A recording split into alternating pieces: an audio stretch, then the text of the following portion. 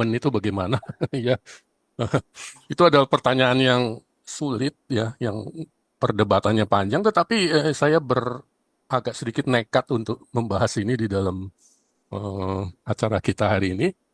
Eh, Setidak-tidaknya saya berharap bahwa dalam waktu dekat beberapa tahun ke depan kita setidak-tidaknya masih bisa eh, menggunakan AI ini semaksimum mungkin di dalam pekerjaan kita, tapi juga lebih kepada bagaimana AI itu membantu kita untuk eh, menjadi lebih baik dalam pekerjaan kita gitu ya. Nah, jadi fokusnya pada kita sendiri daripada fokus pada AI itu bisa apa, tapi kita bisa apa dan AI akan membantunya. Itu mungkin ujung dari pembahasan kita hari ini. Jadi kita nggak akan bahas itu di awal-awal, tapi nanti di ujungnya mungkin kita akan membahas itu gitu. Ya. Sebelumnya suara saya cukup jelas dan ini apa namanya PowerPoint-nya udah kelihatan ya? Belum, PowerPoint belum kelihatan? belum. Di saya Sudah, Pak. udah, Di saya Sudah, sudah. sudah ya? Sudah. Oh sudah, oh ya. Sudah, Sudah, Pak. sudah. Oh, Suaranya bagus, poin sudah muncul. oke, baik. Ya, kita biasa sebelum Zoom sebelum presentasi selalu nanya ini dulu. Ya. Oke, baik-baik. Kita mulai aja. Jadi ini garis besarnya ya, walaupun nanti tidak akan sekaku ini, tapi saya akan mulai sedikit tentang pengantar ya. Eh, Apa namanya? Apa sebenarnya AI dan mungkin dalam beberapa menit aja sih ya. Kemudian kita masuk kepada eh, apa namanya? Pintu ke dalam AI itu yang melalui namanya prompt ya. Prompt. Jadi prompt adalah pintu masuk atau tempat di mana kita berinteraksi dengan AI. Jadi apa yang dapat dilakukan oleh AI ini sangat luas. Pada saat ini ada ratusan atau bahkan ribuan AI yang sudah beredar, yang saya sendiri juga sudah nggak tahu lagi apa aja. Oleh karena itu, karena keterbatasan saya, maka saya mungkin tidak akan membahas semuanya ya. Ya, yang pertama yang tidak saya bahas, yang tidak saya bahas adalah eh, video image processing dan sebagainya. Mengapa tidak dibahas? Karena itu bukan kemampuan saya, jadi itu di luar dari kompetensi saya gitu ya. Yang kedua yang tidak dibahas adalah tentang data science yang adalah justru adalah apa namanya? Yang justru adalah bidang saya, malah saya tidak bahas hari ini karena mungkin saya rencananya sih akan khusus membahas di suatu saat kelak nanti membahas tentang data science itu ya secara lebih khusus gitu dalam satu Zoom meeting tersendiri. Jadi itu dua hal yang tidak saya bahas ya.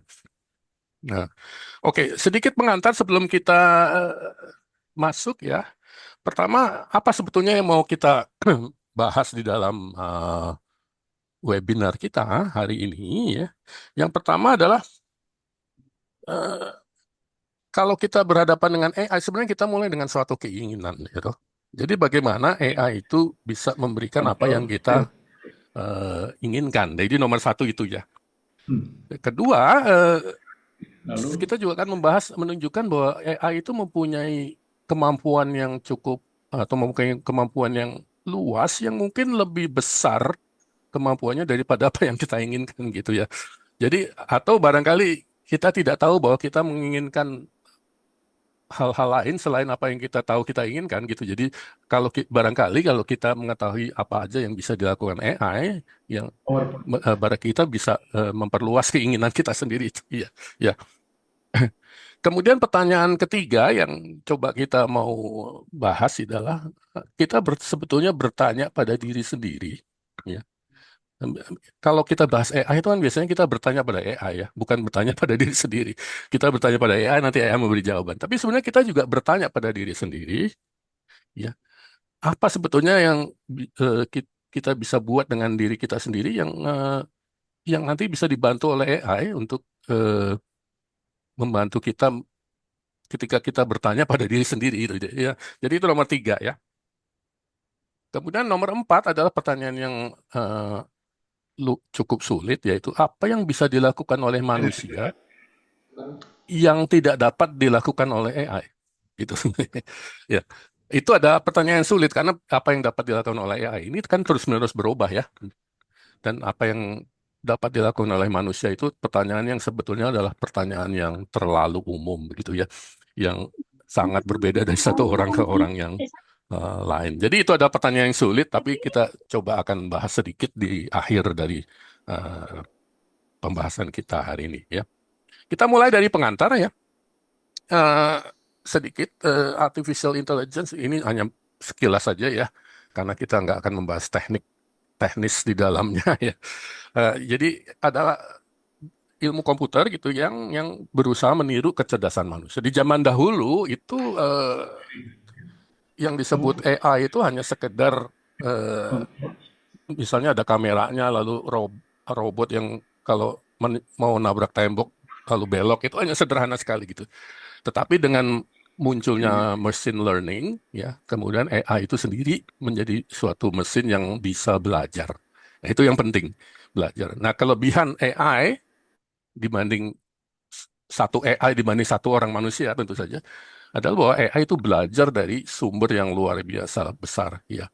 Bisa dikatakan seluruh apa aja yang ada di internet itu jadi input sedangkan seorang manusia itu hanya belajar eh, dari sumber-sumber yang sangat terbatas. Tetapi kita sebut aja kelemahan manusia, tapi itu adalah juga kekuatannya, yaitu bahwa hanya dengan sedikit, dalam tanda kutip sedikit, ya, pengetahuan ternyata manusia mampu berpikir sedemikian besarnya.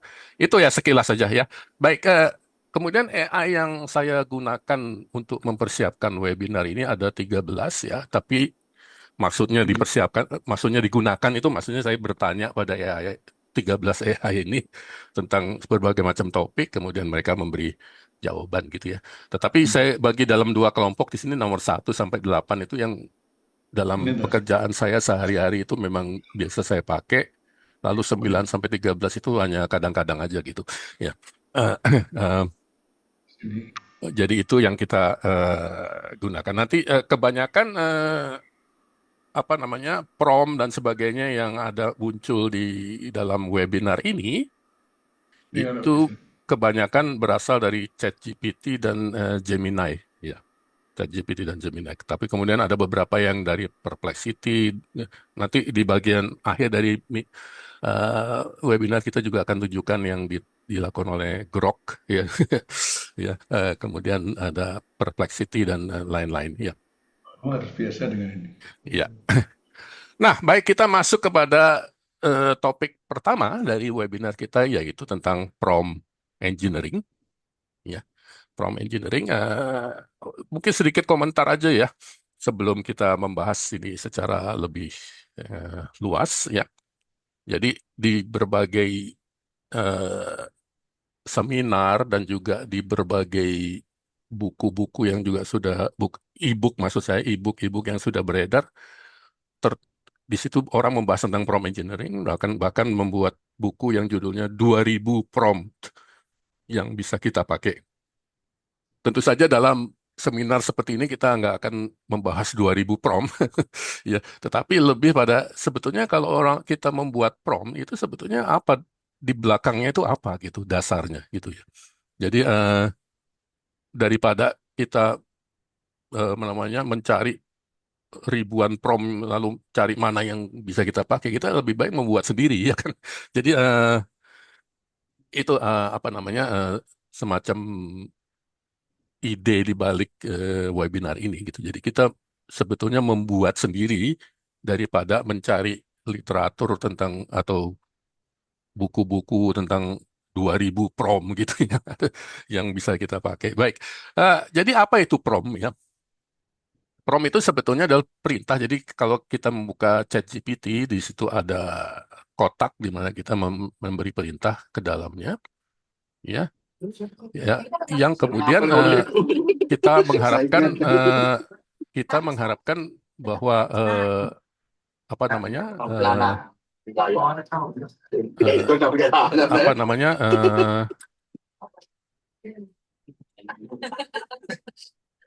kita mengharapkan bahwa melalui prompt itu kita bisa mendapatkan apa yang kita inginkan, ya toh. Begitu. Jadi itu yang dimaksud dengan prompt, ya kan? Kemudian apa itu prompt engineering? Jadi selain prompt ada prompt engineering, ya. Jadi bagaimana kita menyusut suatu apa namanya pertanyaan atau perintah efektif mungkin agar AI memberikan hasil yang sesuai dengan kebutuhan kita. Ya. Nah, sedikit komentar ya sebelum kita masuk, karena nanti akan ada tulisan ini prompt yang jelek, ini ada prompt yang bagus. Sebetulnya apakah memang ada prompt yang jelek, ada yang prompt yang bagus? Sebetulnya tidak. Ya. Jadi prompt apapun itu bagus-bagus saja asalkan memang sesuai dengan yang kita mau gitu ya. Nah, maksud saya apakah nanti dengan prompt itu kita akan memperoleh hasil yang memang sesuai dengan yang kita butuhkan. Jadi tidak sebenarnya tidak bisa dikatakan ada prompt yang jelek, ada prompt yang bagus sebetulnya ya. Walaupun nanti di situ saya akan mengatakan seperti itu, tapi saya mungkin membantah diri saya sendiri sebetulnya. Jadi sebetulnya tidak ada prompt yang jelek gitu. Misalnya begini, kalau dikatakan prompt yang buruk itu adalah prompt yang sifatnya terlalu umum gitu. Misalnya begitu ya. Misalnya coba definisikan tentang etika gitu. Itu kan umum sekali, gitu. Lalu di berbagai buku dikatakan itu prompt yang buruk gitu. Tetapi sebetulnya tidak. Karena itu kan tergantung terserah kita. Kalau kita memang ingin mengetahui pengertian umum dari etika, kan tidak ada salahnya bertanya seperti itu, ya kan? Jadi, jadi sebetulnya tidak ada prompt yang buruk. Yang ada adalah prompt yang tidak prompt yang buruk itu artinya dia tidak sesuai hmm, dengan apa yang kita butuhkan. Itu maksudnya begitu. Ya, baik. Jadi sekarang kita akan lihat beberapa eh, prompt ya, beberapa cara menyusun prompt maksud saya. eh, yang maksudnya adalah ya maksud di dalamnya bagaimana suatu prompt itu dapat memberikan apa yang kita butuhkan gitu ya. Ya.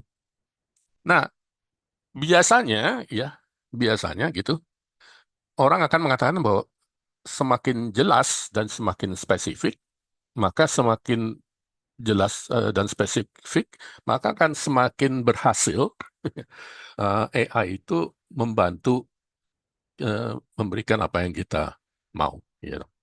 Nah, sekarang kita contohkan yang ada di layar, ya, ceritakan tentang perubahan iklim. Tadi saya katakan di depan bahwa sebenarnya tidak ada salahnya bertanya seperti itu, ya toh. Kalau memang kita ingin mengetahui definisi umum dari perubahan iklim gitu.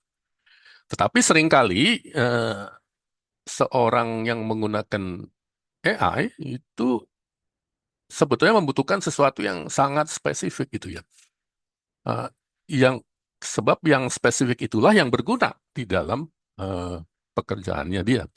Jadi kalau Bapak Ibu bekerja dalam bidang apapun ya, entah sebagai guru, ya, sebagai eh, apa namanya itu istilahnya copywriting, digital marketing, eh, apapun juga pekerjaannya ya, lebih sering daripada tidak itu Bapak Ibu membutuhkan sesuatu yang spesifik. Itu ya.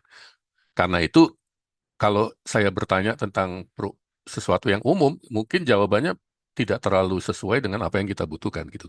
Karena itu kita perlu membuat sesuatu yang jelas dan spesifik supaya jawabannya itu cocok dengan yang kita butuhkan ya. Jadi spesifik dan jelas. Ini menunjukkan bahwa memang seberapa hebatnya AI, dia hanya bisa memberikan jawaban sebagaimana kita bertanya. Jadi sebenarnya prompt engineering itu bisa dikatakan dalam bahasa Inggrisnya adalah the art of asking the right questions. Jadi seni mengajukan pertanyaan yang tepat. Iya. Nah, berikutnya kita juga membutuhkan konteks dan latar belakang. gitu ya. Jadi mengapa? Karena setiap pekerjaan apapun juga yang kita lakukan selalu berada dalam konteks tertentu. Ya, kalau konteks itu tidak diberikan, maka jawabannya tidak tepat guna gitu istilahnya ya. Jawabannya tidak sesuai dengan konteks di mana kita berada. Jadi kita sebagai pengguna, sebagai manusia selalu berada dalam satu konteks, ya kan? Karena itu kita memberitahu kepada AI ini konteksnya apa. Misalnya kalau seorang guru, seorang guru ingin menyusun suatu bahan ajar, ya. Lalu konteksnya apa? Konteksnya pertama adalah bahwa bahan ajar itu nanti akan disampaikan kepada siswa dengan usia tertentu, ya kan? Eh, Kalau dia guru SMP berarti murid SMP. Karena itu kita mesti memberitahu kepada AI bahwa ini nanti penjelasannya akan disampaikan kepada siswa SMP, gitu. Eh, Kemudian apalagi misalnya apa namanya? Kalau itu pelajarannya itu misalnya tentang ilmu alam atau fisika, ya konteksnya adalah ilmu alam dan fisika. Ya. Sebab bisa aja kita bertanya tentang fisika, tapi konteksnya bukan fisika, bukan pelajaran fisika di kelas gitu. Ya. Nah, jadi itu setiap eh, pemberitahuan kepada AI yang eh, semakin jelas konteks dan latar belakang dan spesifikasinya, maka jawaban yang didapat akan menjadi semakin sesuai dengan apa yang kita butuhkan, gitu ya. Ya. Kemudian seringkali ini juga saya alami ya, bahwa saya akan semakin mudah untuk mempelajari sesuatu kalau itu terstruktur, gitu. Karena memahami itu salah satu bagian dari memahami adalah memahami sesuatu dalam suatu struktur, ya kan. Eh, jadi kita memberitahu ya, struktur dari jawaban yang kita inginkan. Atau jadi eh, bukan saja kita menginginkan jawaban tertentu dari AI itu, ya, tetapi kita memberitahu kepada AI itu bagaimana AI itu akan mengorganisasi jawabannya. Iya. Jadi bagaimana AI itu akan mengorganisasi jawabannya menjadi suatu struktur yang kita inginkan. Tentu saja di sini eh, eh, sebagai penanya, kita sebagai penanya juga ternyata membutuhkan suatu pengetahuan atau pemahaman tentang apa itu struktur, ya, ya kan. Jadi jadi ini agak-agak agak sedikit problem ya karena eh, apa namanya jawaban yang diberikan oleh AI itu akan semakin baik apabila penanyanya juga semakin mempunyai pengetahuan gitu. Jadi agak sedikit paradoks. Mungkin Bapak Ibu bertanya, "Loh Pak, kita berinteraksi dengan AI itu kan karena kita belum tahu gitu ya tentang sesuatu hal." Iya betul, tetapi ini sedikit paradoks ya bahwa pengetahuan kita sendiri itu juga berpengaruh kepada pertanyaan yang kita berikan pada AI gitu. Nah, oleh karena itu, nanti kita akan membahas juga bahwa AI itu akan bisa dijadikan partner atau kolaborator untuk meningkatkan pengetahuan kita, sehingga dengan meningkatnya pengetahuan kita, maka kita akan lebih baik di dalam bertanya gitu. Iya. Nah. Kemudian mungkin agak-agak sejalan dengan slide sebelumnya ya, yaitu eh, batasan dan keterbatasan. Jadi apa namanya?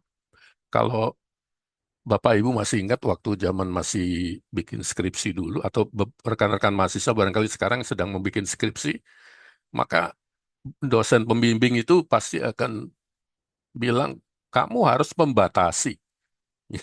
Kamu harus membatasi riset kamu, harus membatasi skripsinya, sebab skripsi yang tidak diberi batas itu tidak ada artinya.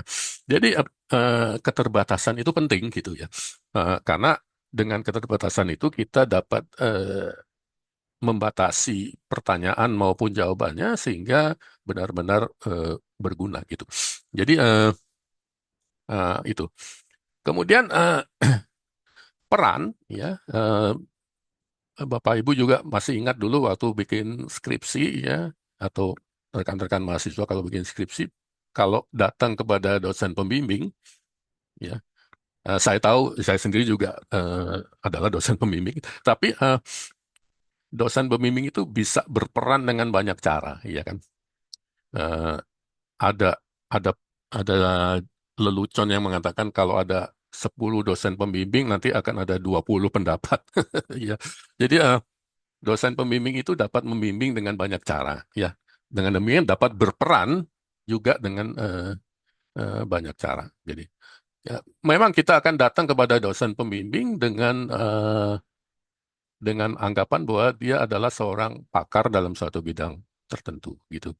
Tetapi eh, walaupun dia pakar, tetapi tetap mahasiswa yang datang ke dosen pembimbing itu juga harus membawa suatu sejumlah pengetahuan ya, walaupun sesedikit apapun ya, yang akan apa namanya membatasi, akan memberitahu pada dosen pembimbing itu ketika dia berperan, bisa nggak dia berperan secara efektif gitu, iya kan? Jangan sampai mahasiswa datang ke dosen pembimbing, lalu dosen pembimbing berperan sebagai seorang pakar yang kemudian memberikan arahan yang benar-benar tidak mungkin bisa dikerjakan oleh mahasiswanya gitu. Ya, jadi peran ini juga suatu hal yang penting ya. Eh, eh, ah, Maksud saya tidak jadi masalah kalau kita datang kepada AI lalu bicara kepada AI itu dan mengatakan ambillah peran sebagai seorang pakar, tetapi tolong memberi penjelasan ini kepada audiens yang awam, misalnya gitu. Dengan demikian, tujuannya adalah supaya apapun jawabannya itu kita akan lebih mudah untuk memahaminya. Ya. Eh, Kemudian AI juga perlu diberitahu, ya, ekspektasi kita tuh apa. Jadi kita memberitahu AI tentang ekspektasi itu melalui contoh gitu. Ya, misalnya eh, kita ingin minta AI itu untuk membuat pertanyaan untuk mewawancarai seorang programmer gitu. Ya tentu saja pertanyaan yang dapat diajukan pada seorang programmer pada waktu wawancara eh, de- untuk apa namanya untuk suatu lowongan kerja itu akan sangat banyak kemungkinannya ya, sangat banyak hal yang bisa ditanyakan dalam suatu wawancara. Ya, jadi dengan memberi contoh ini kita memberi tahu kepada AI bahwa tolong dibatasi gitu bahwa dalam wawancara kita tertarik pada satu aspek tertentu. Nah, contohnya apa? Misalnya kalau itu seorang programmer, ya gimana pengalaman Anda kalau tiba-tiba ada software yang crash gitu? Bagaimana cara Anda bekerja untuk mengatasinya gitu? Ya, oke. Kemudian pertama di sini saya bicara tentang bias. Jadi pertama bias itu bisa datang dari si penanya ya. Jadi dari kita yang bertanya pada AI. Tetapi bias itu juga ini tidak ada di slide, tapi bias itu juga datang dari AI-nya sendiri. Ya. Banyak peneliti yang melakukan penelitian terhadap AI dan menemukan bahwa AI itu mempunyai bias. Ya. Apakah itu salah?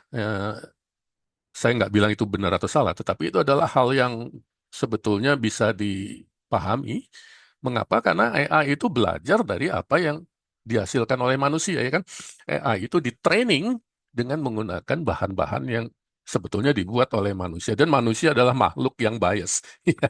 Jadi tidak aneh bahwa kalau AI membaca ribuan atau puluhan ribu artikel, kemudian tanpa disengaja AI-nya itu sendiri menjadi bias. Ya. Nah, tetapi setidak-tidaknya kita eh, memberitahu AI untuk tidak bias. Ya. Ya. Maksud saya begini, kalau kita bertanya mengapa, ini contoh ya, mengapa energi terbarukan lebih baik daripada bahan bakar fosil, maka AI akan mengasumsikan bahwa memang itulah yang diekspektasi, yaitu bahwa energi terbarukan itu lebih baik daripada bahan bakar fosil. Padahal kita tahu misalnya di Indonesia bahwa lebih dari 80% energi di Indonesia itu menggunakan bahan bakar fosil, ya kan? Eh, klaimnya sekarang sudah 14, sekian persen itu adalah renewable, lalu selebihnya bahan bakar fosil. Ya, uh, jadi walaupun kita mau bilang energi terbarukan lebih baik, tapi orang kan tetap mengutamakan bahan bakar fosil. Berarti bahan bakar fosil itu juga mempunyai kelebihan loh dibandingkan energi terbarukan. Jadi kita menyuruh AI untuk tidak bias dan untuk membandingkan itu secara fair antara dua hal gitu. Ya. Kemudian yang juga penting ya di dalam prompt engineering adalah bahwa kita tidak berasumsi bahwa prompt yang kita atau pertanyaan yang kita sampaikan itu adalah pertanyaan yang eh, apa istilahnya yang pamungkas gitu ya. Jadi tidak ada mahasiswa yang datang kepada dosen pembimbing lalu begitu masuk ruangan pertanyaan pertamanya itu udah langsung menanyakan yang paling penting dan udah satu-satunya pertanyaan gitu. Enggak. Biasanya pertanyaan yang diajukan mungkin malah bukan pertanyaan yang seharusnya diajukan gitu. Dan dosen pembimbing akan memperbaikinya. Harusnya kamu menanyakan ini, menanyakan itu gitu. Ya. Jadi tetapi bagaimana kita tahu bahwa pertanyaan yang kita ajukan ini mungkin harus diperbaiki gitu ya. Ya, ya kita bertanya aja gitu. Ya, itulah sebabnya saya di awal mengatakan sebenarnya eh, tidak ada prom yang benar atau salah gitu ya. Kita bertanya aja seperti apapun yang kita ingin tanyakan. Kemudian dari jawaban yang diberikan oleh AI, kita kemudian berpikir jangan-jangan saya harus memperbaiki pertanyaannya gitu ya. Misalnya tulis puisi tentang hujan gitu ya. Kemudian AI yang membuat puisi tentang saya nggak tahu ini apa tujuannya bertanya tentang puisi ya, tetapi mungkin guru sastra yang ingin mengajar tentang struktur dari suatu puisi bisa saja ya. Kemudian tulis puisi tentang hujan, tapi jawabannya kan tidak cocok, ternyata tidak cocok dengan apa yang kita inginkan gitu. Mungkin kita ingin suatu bentuk puisi tertentu sebetulnya, oleh karena kita perbaiki promptnya ya, gitu. Ya, jadi ini beberapa hal di situ hanya ada 8, tapi sebetulnya jauh lebih banyak dari 8 ya. Tetapi intinya ya, eh, daripada kita membahas semua kemungkinan, lebih baik kita ringkas saja dengan mengatakan eh, sebetulnya apa yang Bapak Ibu inginkan gitu loh. Itulah yang pertama harus ada dalam pikiran kita. Ya, semakin kita memahami apa yang kita inginkan, maka akan semakin berhasil. Ya, toh. Eh, mungkin kalau seorang motivator gitu, saya sendiri bukan motivator, tapi seorang motivator akan mengatakan hal pertama untuk jadi sukses Ketika adalah dari Bapak Ibu Bapak Ibu berkunjung ke mengetahui penelitian, ya harus mengetahui apa yang berfoto dengan background pura dan tentu ya saja apa namanya background harus desain mengetahui apa yang mungkin sudah Bapak yang Ibu berikan di ponsel atau di HP-nya masing-masing. apa namanya yang Bapak Ibu inginkan gitu ya. Jadi kesuksesan barangkali kalau ada motivator akan mengatakan dasarnya adalah bagaimana seseorang itu mengetahui apa yang dia inginkan gitu. Ya. Eh, jadi kalau kita tahu persis apa yang kita inginkan, sebetulnya saya berani bertaruh, iya, bahwa Bapak Ibu pasti akan mampu eh, membuat suatu prompt yang bagus gitu. Berbagai macam petunjuk yang nampak di layar ini hanya sekedar membantu saja, tetapi saya pikir poin yang terutama adalah itu. Ya,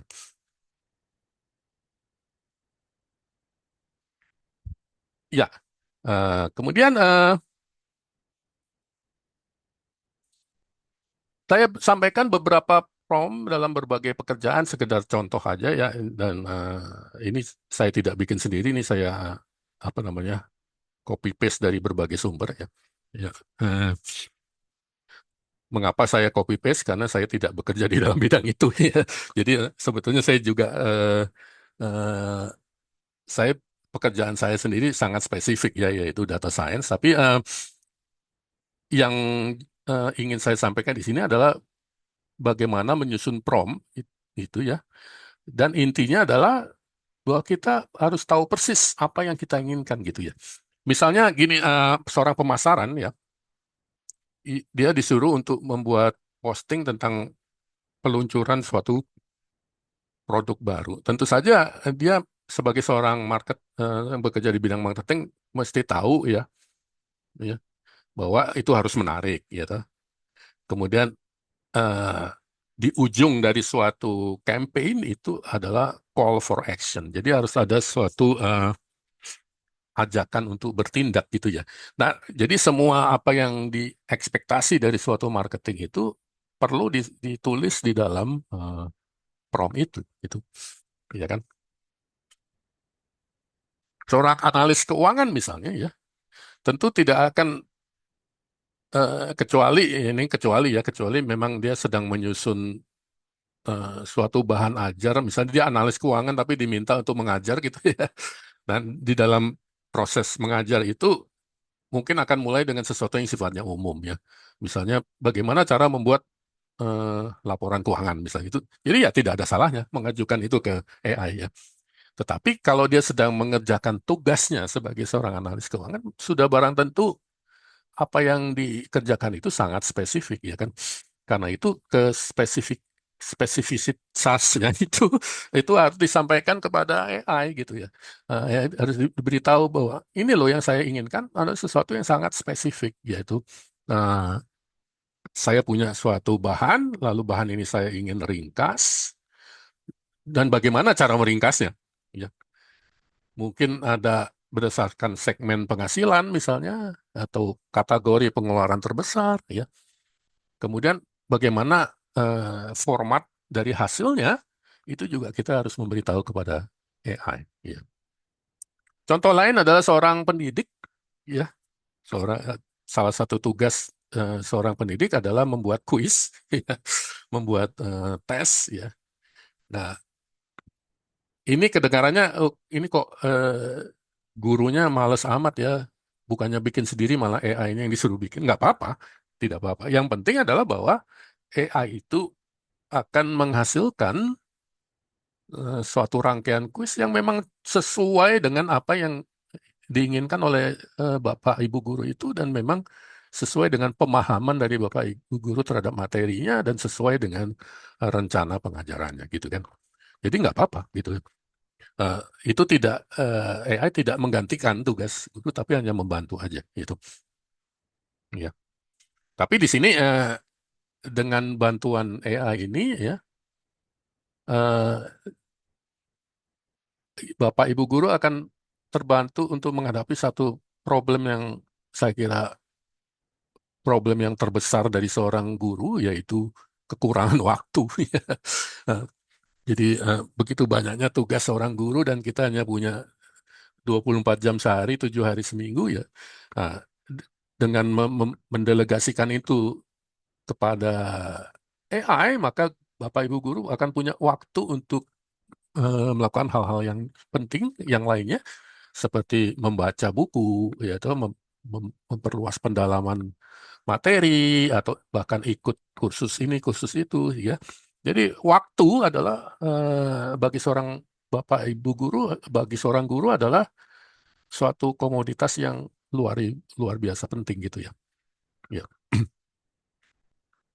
Nah, tadi sebelumnya kita melihat bahwa di dalam berbagai kita lihat di berbagai eh, contoh membuat itu setiap eh, setiap prompt ini hanya menyoroti suatu aspek tertentu, misalnya ada konteks, ada spesifisitas, ada struktur, ya, ada keterbatasan, ada peran dan sebagainya.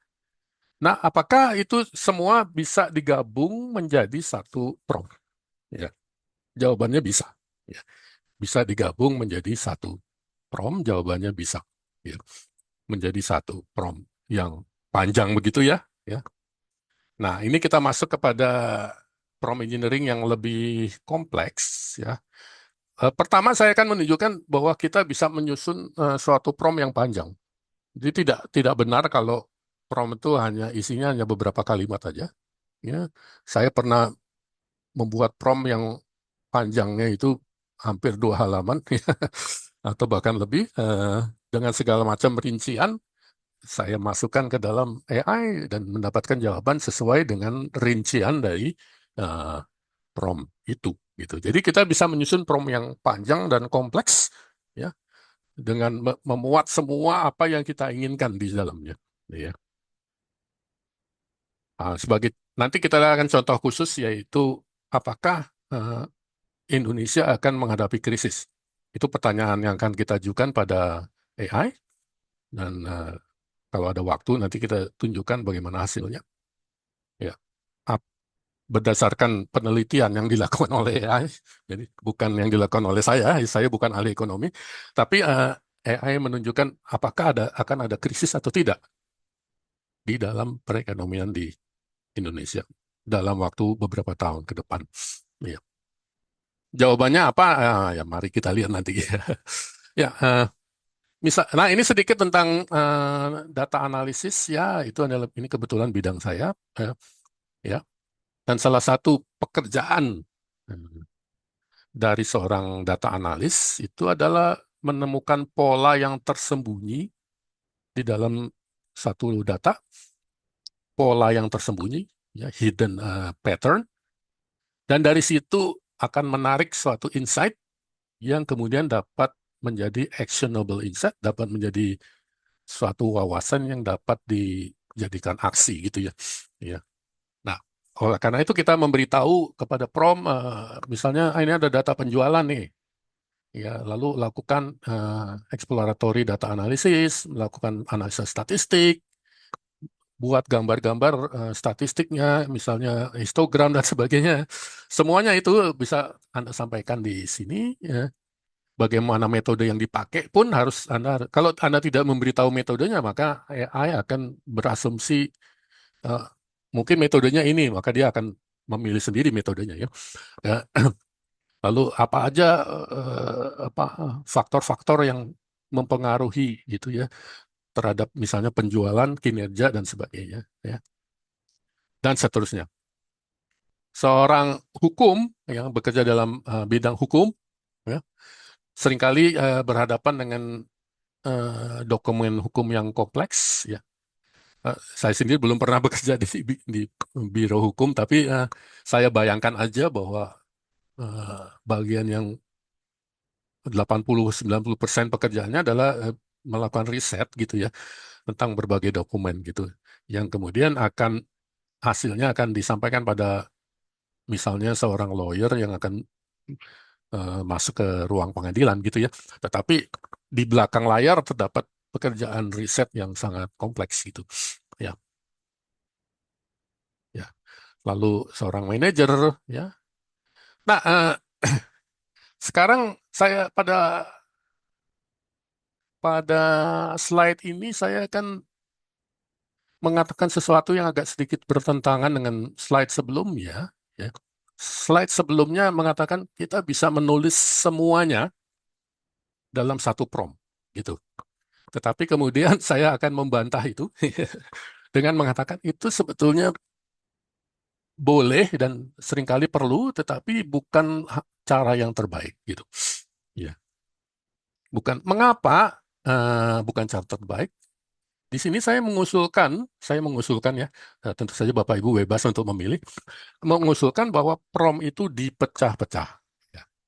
Dipecah-pecah menjadi rangkaian prompt, ya, rangkaian prompt yang dikerjakan satu demi satu, gitu. Nah, mengapa demikian? Apa alasannya? Ya. Pertama gini, kalau kita memecah prompt, ya, maka bisa jadi sesudah prompt yang pertama, kita akan memperoleh jawaban. Dari jawaban itu kita berpikir. Ya, kita berpikir sebagai manusia, kita berpikir. Kemudian melihat jawabannya, barangkali harusnya saya bertanya tentang hal yang berbeda gitu. Dengan melihat jawaban itu. Sebagai hasil dari pemikiran kita sendiri. Dengan demikian, dengan memecah-mecah prompt yang panjang itu menjadi rangkaian prompt yang bertahap, maka kita terlibat sebagai manusia, kita terlibat dalam proses berpikirnya. Ya. Jadi kita cuma tidak sekedar seperti bos yang menyuruh anak buah untuk bekerja, tetapi kita menjadi bos yang ikut berpikir di dalamnya, gitu. Ya, Hmm. Ya. Jadi kita menjadi bos yang terlibat, gitu ya. Jadi kita terlibat dalam. Dengan demikian bukan hanya sekedar bahwa kita membuat prompt yang akan menghasilkan hasil yang sesuai dengan keinginan kita, tapi juga kita ikut terlibat dalam prosesnya sehingga di satu sisi kita akan bisa mengarahkan AI untuk lebih menghasilkan hasil yang lebih baik, tapi di sisi yang lain proses itu juga akan membuat kita sendiri berkembang gitu. Ya, kita sendiri berkembang, tidak sekedar cuma menyuruh AI saja, tetapi juga kita menyuruh diri kita sendiri, kita memberi prompt kepada diri kita sendiri supaya kita juga ikut berpikir gitu. Ya. Kemudian satu komentar lagi sebelum saya masuk ke slide berikutnya, ya, ya jangan sungkan-sungkan ya untuk mengkritik AI. Ya. AI itu seringkali selain sangat bias, ya, cenderung berpihak pada si penanya, ya kan? Jadi cenderung berpihak pada. Jadi kadang-kadang apapun yang Anda katakan, si AI itu akan bilang itu bagus sekali, itu pendapat yang sangat dalam itu. Jadi ibaratnya guru, kalau guru TK mungkin nggak apa-apa ya. Kalau guru TK kan apapun yang dikerjakan anaknya pasti bilang itu bagus, kamu pinter gitu ya. Tapi kalau Anda seorang dosen, Anda harus apa namanya, tidak tidak selalu setuju dengan mahasiswa gitu ya. Bahkan harus berani mengkritik mahasiswanya. Tetapi AI ini kadang-kadang bertingkah laku seperti guru TK gitu. Jadi jadi apapun juga yang Anda katakan dia pasti setuju gitu, bahkan akan mencari ini namanya cherry picking ya. Kalau apapun yang Anda katakan lalu AI akan mencari evidence yang akan mendukung pendapat Anda itu gitu. Dan itu sangat berbahaya ya. Jadi kita harus bisa mengarahkan AI untuk tetap objektif ya. Karena itu kita juga harus mengkritik AI, apapun jawaban yang diberikan AI. Kalau misalnya bahkan ada orang mengusulkan dari awal katakanlah pada AI untuk jangan selalu setuju kepada apa ya kita, pada apapun pendapat kita gitu. Ya, ya. Oke, kita ambil contoh rangkaian tadi saya katakan rangkaian prompt yang menurut pendapat saya itu lebih baik daripada satu prompt yang panjang. Ya, yaitu apakah Indonesia menghadapi krisis ekonomi gitu ya. Jadi ini kita akan menyusun suatu analisa dengan menggunakan prompt engineering ini untuk bertanya kepada AI itu apakah Indonesia menghadapi krisis ekonomi. Barangkali Bapak Ibu bisa menebak jawabannya. Ya, jawabannya adalah tidak menghadapi krisis ekonomi. Maksud saya gini, waktu saya mengajukan pertanyaan ini ke berbagai AI ya, saya sudah bisa menebak bahwa kebanyakan akan menjawab kita tidak akan menghadapi krisis gitu. Tetapi apakah itu benar gitu? Ya, itulah sebabnya kita harus kritis terhadap AI ya. Tetapi setidak-tidaknya apapun jawaban dari AI ini akan menjadi titik tolak bagi kita untuk berpikir dan kemudian mengajukan pertanyaan yang lebih tepat gitu sehingga kita bisa betul-betul mendapat jawaban yang objektif ya. Gitu. Nah, pertama kita sebelum menganalisa sesuatu ya tentu kita bertanya tentang latar belakangnya dulu. Jadi kita memberitahu AI sebetulnya apa sih landasan dari analisa berikutnya gitu ya. Yaitu sekali lagi saya mesti disclaim, jadi saya bukan ahli ekonomi, tapi justru itu menariknya karena saya bukan ahli, maka bisa nggak saya membuat suatu analisa dengan dibantu oleh AI gitu. Ya, jadi tentu latar belakangnya ada semua data ya tentang ekonomi Indonesia paling tidak selama 5 atau sampai 10 tahun terakhir ya. Nah, kemudian di sini disebut ada variabel-variabel makro ya seperti PDB, inflasi, pengangguran, neraca perdagangan, utang luar negeri dan sebagainya ya. Nah, sebagai orang yang kalau Bapak Ibu ahli ekonomi nggak ada masalah ya. Tapi kalau orang yang nggak ngerti ekonomi lalu diminta membuat prom seperti ini, padahal kita kan nggak tahu uh, apa namanya variabel-variabel apa yang penting gitu ya. Nah, artinya sebelum kita membuat prom ini, kita membuat prom sebelumnya yang kita bertanya apa sih variabelnya gitu ya. Ya kemudian baru kita membuat prom ini gitu ya. Ya.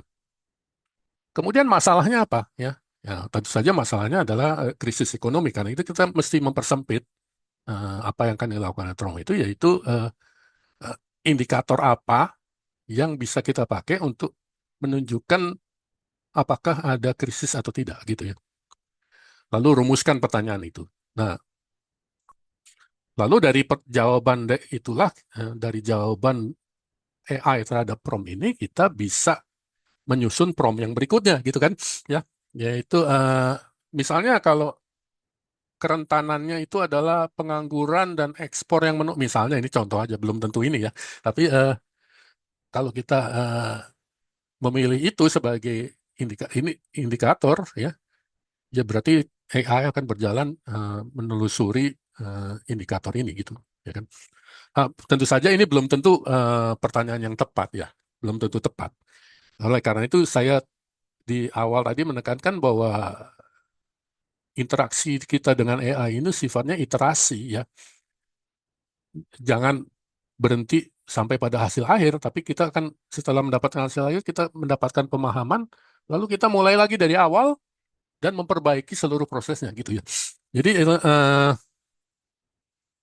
jadi jangan berhenti sampai pada ujung dari jawaban akhir dari AI. Malah saya menganjurkan gini, apapun jawaban dari AI itu jadikan input yang dimasukkan ke AI yang lain gitu. Misalnya kalau itu udah ada di ChatGPT, outputnya lalu kita masukkan ke Gemini atau Perplexity dan kita dapat jawaban yang berbeda, ya kan? Gitu. Ya, tentu saja semua kalau kita tidak menyuruh AI untuk melakukan tinjauan pustaka, maka dia akan bergerak secara liar gitu ya, eh, me- membaca berbagai artikel yang belum tentu tepat gitu. Karena itu kita mesti memberitahu AI apa batasannya gitu ya, apa batasannya supaya eh, tinjauannya itu efektif gitu ya. Lalu tentu saja kita meminta AI untuk melakukan pengumpulan data. Nah, ingat bahwa analisa seperti itu basisnya adalah data. Jadi tanpa data itu nggak ada artinya. Jadi pengumpulan data. Kemudian tentu saja kita meminta pada AI untuk melakukan analisa terhadap data itu, ya kan? Nah, dan kemudian analisa itu akan kita gunakan untuk menjawab perumusan masalah yang kita ajukan di awal tadi, ya kan? Ya, jadi kita melakukan analisa mulai dari yang paling awal yaitu exploratory, ya sampai dengan pemodelan prediktif, ya kan? Eh, di sini saya hanya menyebut satu metode dalam data science yaitu LSTM. Tapi Anda, Bapak Ibu yang bergerak dalam bidang ini tentu saja ya bisa memilih untuk menggunakan metode yang lain. Ya. Eh, Lalu untuk memodelkan PDB dan inflasi, tentu saja itu ini hanya saran aja. Jadi apakah betul yang di variabel yang dipakai adalah PDB dan inflasi ya belum tentu ya. Tetapi ini adalah contoh aja. Ya. Misalnya skenario apa yang paling pesimis gitu. Kemudian apakah ada perubahan yang bisa terjadi yang kemudian mengubah yang pesimis itu menjadi agak tidak terlalu pesimis gitu. Ya, itu disebut pemodelan preskriptif namanya. Ya. Kalau ini prediktif, maka ada pemodelan namanya preskriptif yang berbicara tentang perubahan apa yang eh, kita bisa lakukan. Kemudian di sini ada tentu saja ada kesimpulan dan rekomendasi. Ya, dari situ akan bisa menjadi apa namanya uh, suatu rekomendasi yang bisa kita berikan pada pihak-pihak yang berkepentingan tentu saja ya. Uh, atau barangkali Bapak Ibu sedang menyusun suatu artikel yang nanti akan dipublish di Kompas atau bagaimana. Ya tentu saja saya tidak akan mengatakan bahwa artikel yang Bapak Ibu buat itu adalah copy paste dari AI, enggak. Kita membuat sendiri tentu saja. Tapi apapun yang dilakukan AI ini saya yakin akan sangat membantu gitu. Ya. Jadi itu adalah tahap-tahap riset yang bagaimana kita. Baik, berikutnya saya akan bicara tentang bagaimana AI itu. Oh, sebelum saya lupa, maaf. Sebelumnya saya ingin menunjukkan bagaimana hasilnya ya. Bagaimana hasil dari apa yang eh, apa namanya yang diberikan oleh AI itu ya.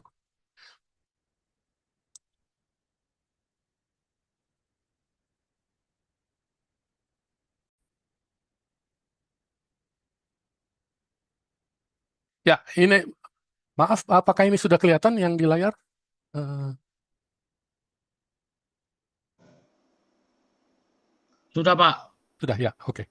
Ya. Ini adalah contoh dari rangkaian prompt. Jadi dari rangkaian prompt yang saya buat tadi, kemudian saya masukkan ke dalam Gemini, ya, dalam Gemini. Eh, Jadi eh, salah satu AI favorit saya adalah Gemini, bukan ChatGPT, tapi Gemini. Eh, Walaupun saya pakai ChatGPT terus all the time, tapi favorit saya adalah Gemini. Ini adalah hasilnya, ya, hasilnya. Kita nggak akan bahas secara mendetail, tapi prospek ekonomi Indonesia 2024-2025, apakah Indonesia akan menghadapi krisis ekonomi? Ya, ini ringkasannya, lalu pendahuluan, tadi pendahuluannya berdasarkan latar belakang yang kita minta ya. Kemudian kinerja, ya. Ini semua dari Gemini ya. Jadi saya hanya copy paste saja dari Gemini. Lalu indikator, proyeksi, ya, sebagainya, ya, dinamika inflasi, ya, tenaga kerja, kebijakan, dan seterusnya ya, Bapak Ibu ya. Nanti kalau tertarik saya bisa share ini di eh, Google Drive, ya. Aliran modal, utang luar negeri, kesehatan, lalu sampai pada suatu kesimpulan ya, sampai pada suatu kesimpulan. Jadi dia juga mempelajari krisis masa lalu, ya, krisis keuangan 98, 2008, dan 2020 pada waktu pandemi ya toh. Nah, jadi semuanya dia dipelajari lalu dari situ akan sampai pada eh, jadi ya kesimpulannya tidak mengatakan dengan tegas ya akan terjadi krisis atau tidak akan terjadi, tetapi basically saya ringkasannya adalah bahwa kelihatannya dalam waktu dekat tidak ada krisis ekonomi, tidak akan terjadi. Jadi kita boleh bernapas sedikit lega, tetapi bahayanya masih ada, gitu. Bahayanya masih ada dan di sini disebut baik. Dan kemudian di sini ada daftar pustaka yang digunakan oleh Gemini, ya. Di situ ada berapa nih? Udah 58 artikel yang dipakai oleh Gemini untuk eh, menyusun eh, apa namanya. Kemudian setelah itu saya tunjukkan yang lainnya, yaitu yang dikerjakan oleh eh, Notebook LM, ya, Notebook LM. Ya, jadi Notebook LM ini adalah suatu AI yang dibuat oleh Google, yang pekerjaannya adalah di sini saya mengupload 4 PDF yang masing-masing 100-200 halaman gitu ya. Kemudian kita bisa mengajukan pertanyaan di sini. Kita bisa mengajukan pertanyaan kepada dengan bantuan Notebook LM tentang apa yang ada di dalam literatur itu, gitu. Ya, misalnya saya bertanya bagaimana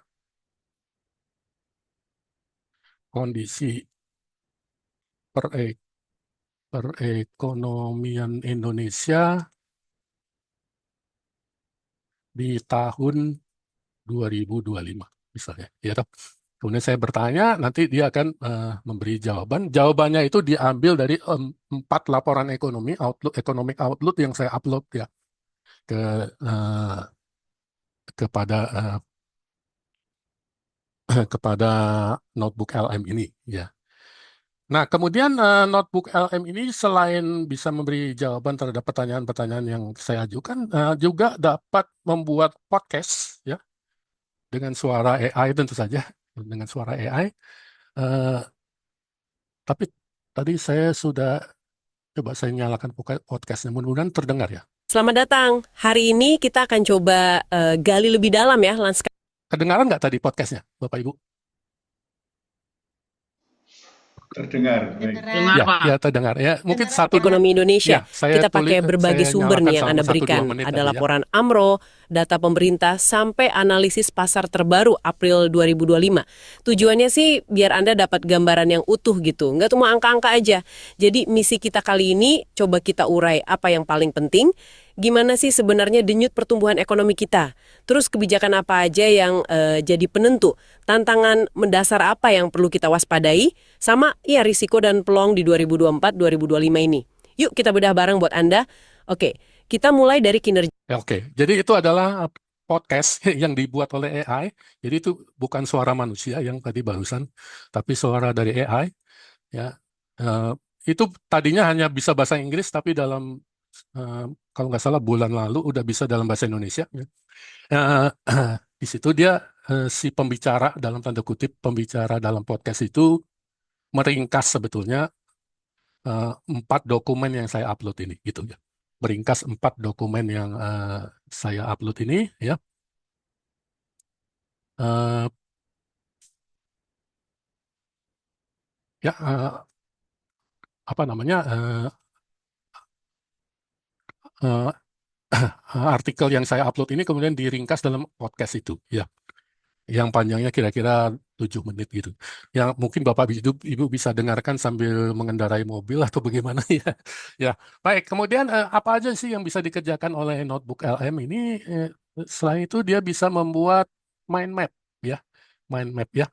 Eh, yang membantu mind map itu bukan merupakan jawaban tentu saja, tapi membantu kita dalam berpikir ya, dan juga membantu kita kalau kita ingin mengajukan prompt lanjutan nanti kepada ChatGPT atau Gemini dan sebagainya dengan mengetahui struktur dari ide-ide di dalam keempat dokumen yang saya upload tadi, yaitu terus di sini ada perkembangan makroekonomi, fiskal, risiko. Nah, sini misalnya risiko kerentanan tantangan, misalnya saya bisa buka lagi, ada risiko jangka pendek atau tantangan jangka menengah dan panjang. Risiko jangka pendeknya apa?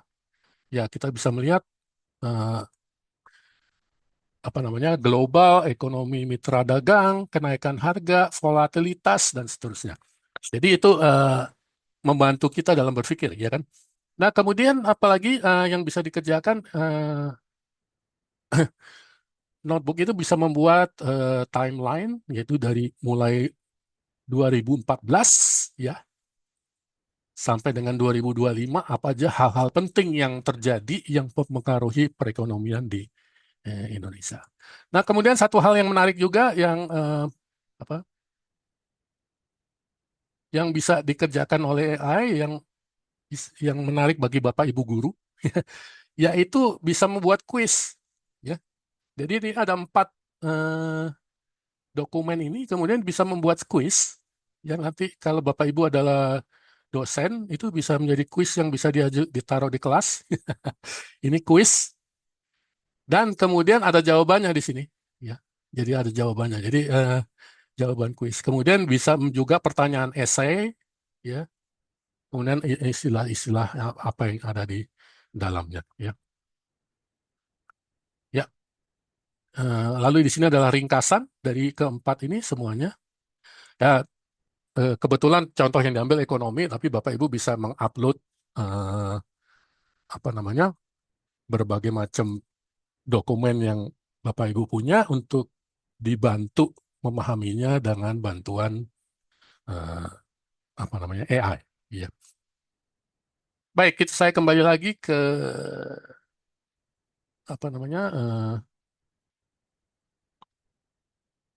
kepada PowerPoint.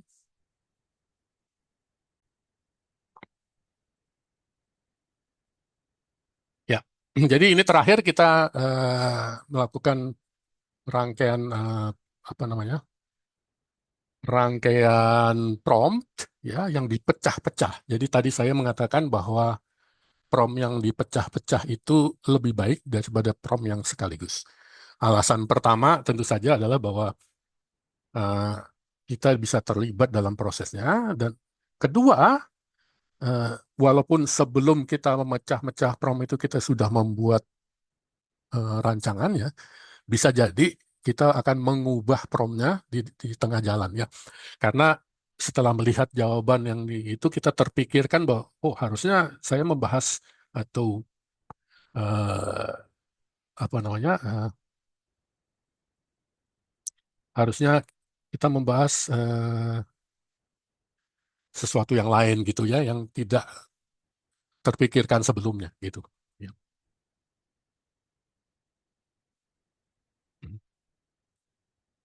Oke, kita masuk ke topik yang apa namanya agak sulit ya, topik yang agak sulit, tetapi penting walaupun ini agak sedikit konseptual gitu ya. Bagaimana AI membantu meningkatkan kemampuan manusia dan tetap stay human, ya, stay human gitu ya. Tetapi ini agak lucu karena ini pertanyaannya diajukan kepada AI gitu. Dan AI itu tentu saja pasti akan menjawab. Jadi dari 13 AI yang saya tanya, semuanya memberi jawaban yang sama, yaitu bahwa AI tidak akan menggantikan manusia, tetapi manusia akan tetap jauh lebih baik berkembang dengan lebih cepat dan lebih baik dengan bantuan AI. Itu adalah jawaban standar. Tentu saja AI akan menjawab seperti itu. Ya, tapi apakah itu jawaban yang ultimately di suatu saat akan menjadi jawaban yang betul atau tidak, kita tidak tahu ya. Itu contoh bias ya dari AI gitu. Ini beberapa contoh ya. Ini saya copy paste dari Gemini ya. Saya copy paste dari Gemini. Yaitu apa saja yang bisa dilakukan AI yang menyebabkan manusia bisa berkembang lebih baik gitu ya. Pertama, membebaskan manusia dari pekerjaan-pekerjaan yang bisa dikerjakan oleh mesin. Jadi manusia tidak lagi mengerjakan pekerjaan yang dapat dikerjakan oleh mesin, sehingga manusia dapat fokus pada hal-hal yang harusnya dikerjakan oleh manusia, gitu ya. Yaitu pada kompetensi inti dari seseorang karyawan misalnya ya. Eh, Misalnya interaksi dengan klien atau melakukan problem solving yang kompleks ya dan sebagainya. Proses belajar misalnya ya. AI, salah satu kemampuan AI terutama Perplexity adalah satu AI yang paling berhasil dalam hal ini, yaitu eh, mensintesis semua informasi dari berbagai apa tuh namanya dari berbagai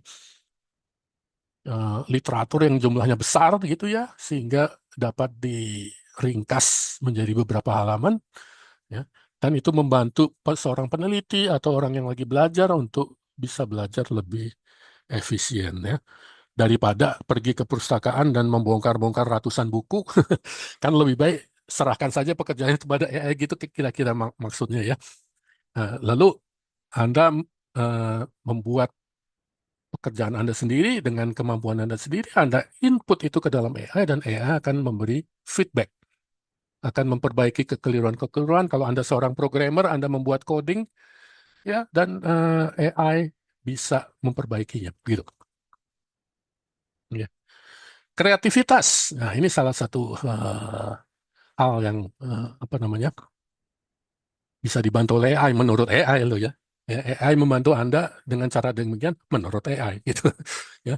Eh, Dapat mencari ide-ide. Nah, sebenarnya berfungsi sebagai mitra brainstorming, menghasilkan ide-ide beragam. Nah, bukankah itu tadinya adalah pekerjaan kreativitas dari manusia, bukan ya?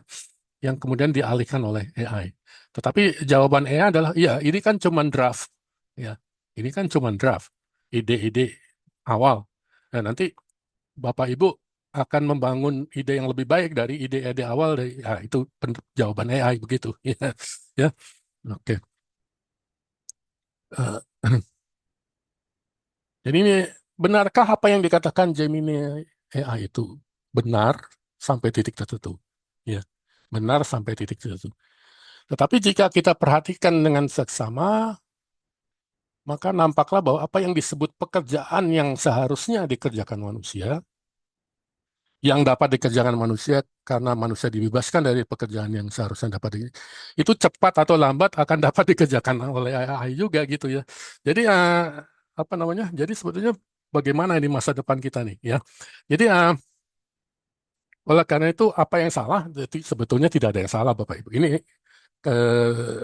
biasalah kalau orang webinar itu suka bikin kalimat yang seperti memprovokasi aja gitu. Apa yang salah? Tidak ada yang salah, tapi eh, kita berpikir aja sebetulnya kita bisa bisa apa sebetulnya ya. Nah, sini saya eh, ini ini saya disclaimer, ini adalah pendapat saya sendiri ya, jadi belum tentu betul. Ya. Kita mengajukan kepada mesin pertanyaan-pertanyaan yang seharusnya diajukan kepada kita sendiri.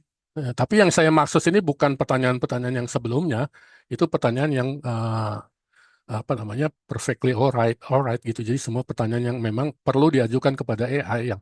Tetapi ada beberapa pertanyaan yang mungkin seharusnya lebih tepat diajukan kepada diri kita sendiri daripada kepada mesin gitu.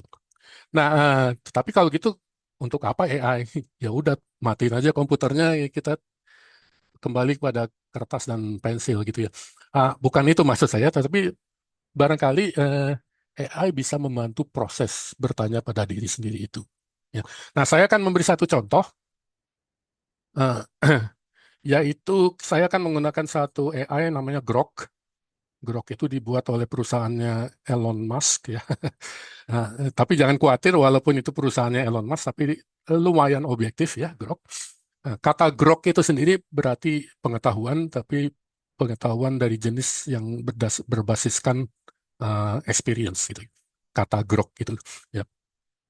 Nah, jadi gini, kita akan mengajukan, tapi ini dalam bahasa Inggris ya, karena eh, dalam hal ini saya berinteraksi dengan bahasa Inggris. Tapi nggak apa-apa, ini ada contoh aja, yaitu seperti saya persilakan apa namanya AI itu bertingkah laku seperti Socrates. Socrates seperti Bapak Ibu tahu adalah seorang filsuf, uh, se- uh, salah satu filsuf Yunani yang paling awal katakanlah gitu ya, yang berfilsafat dengan cara mengajukan pertanyaan kepada uh, murid-muridnya gitu ya. Nah, topiknya adalah kreativitas. Ya, jadi saya meminta kepada Grok ya untuk mengajukan 5 pertanyaan dan kemudian membuat esai berdasarkan pada jawaban saya. Jadi di sini yang aktif adalah saya, bukan mesin ya. Ini pertanyaan pertama, can you deskripsikan waktu di mana Anda merasa kreatif gitu ya. Bagaimana experience-nya. Nah, baik, kita akan berpindah ke Grok ya sebentar.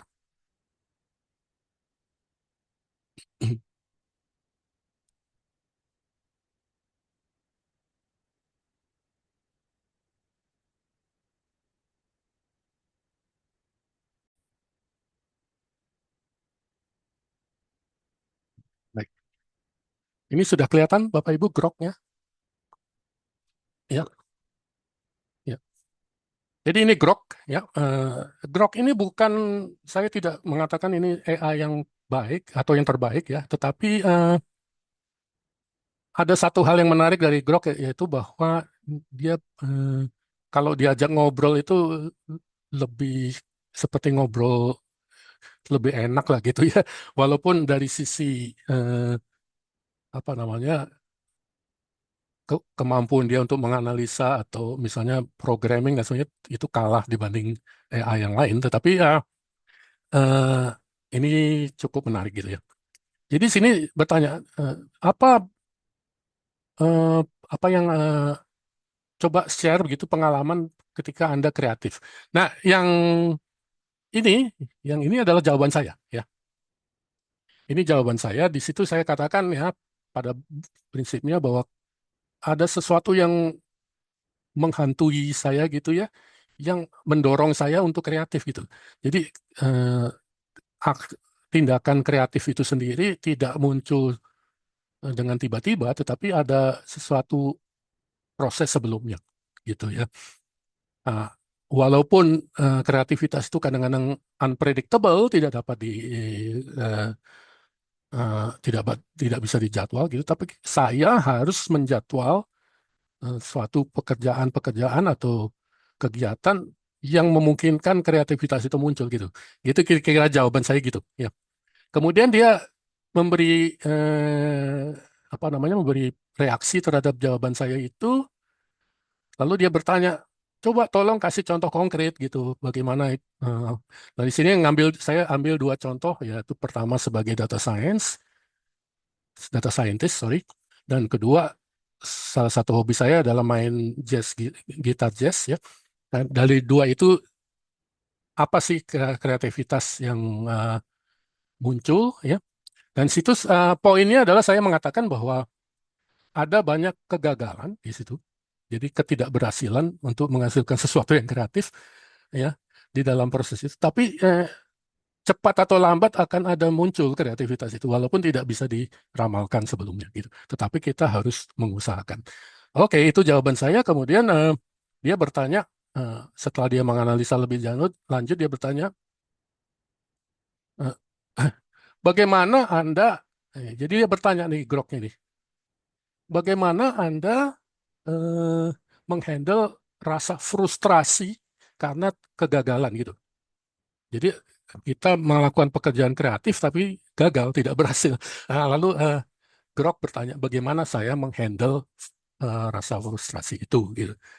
Nah, kemudian mengapa dia bertanya seperti itu? Karena sebelumnya saya mengatakan bahwa saya mengalami kegagalan gitu. Jadi dia bertanya kemudian bagaimana Anda menghandle kegagalan itu. Saya jawab, kegagalan itu tidak sepenuhnya frustrasi, menghasilkan frustrasi. Bahkan ada rasa kesenangan juga karena apa? Karena ekspektasi saya adalah saya akan menghasilkan sesuatu yang masih berada dalam ruang jangkauan kemampuan saya gitu. Jadi saya tahu bahwa walaupun gagal, tapi cepat atau lambat pasti akan berhasil karena yang saya kerjakan adalah berada di dalam ruang lingkup kemampuan saya. Itu jawaban saya gitu. Kemudian dia, oke kalau gitu, baiklah kalau gitu, marilah kita menyusun satu esai berdasarkan jawaban-jawaban Anda itu. Nah dari esai itu saya terbantu gitu ya, lepas bahwa AI-nya itu selalu memuji gitu ya, seperti guru TK yang selalu apapun yang kita katakan selalu dipuji gitu ya. Tapi at least saya bisa terbantu untuk menggali pendapat-pendapat saya sendiri gitu. Ya, itulah yang dilakukan oleh Grok ya. Baik,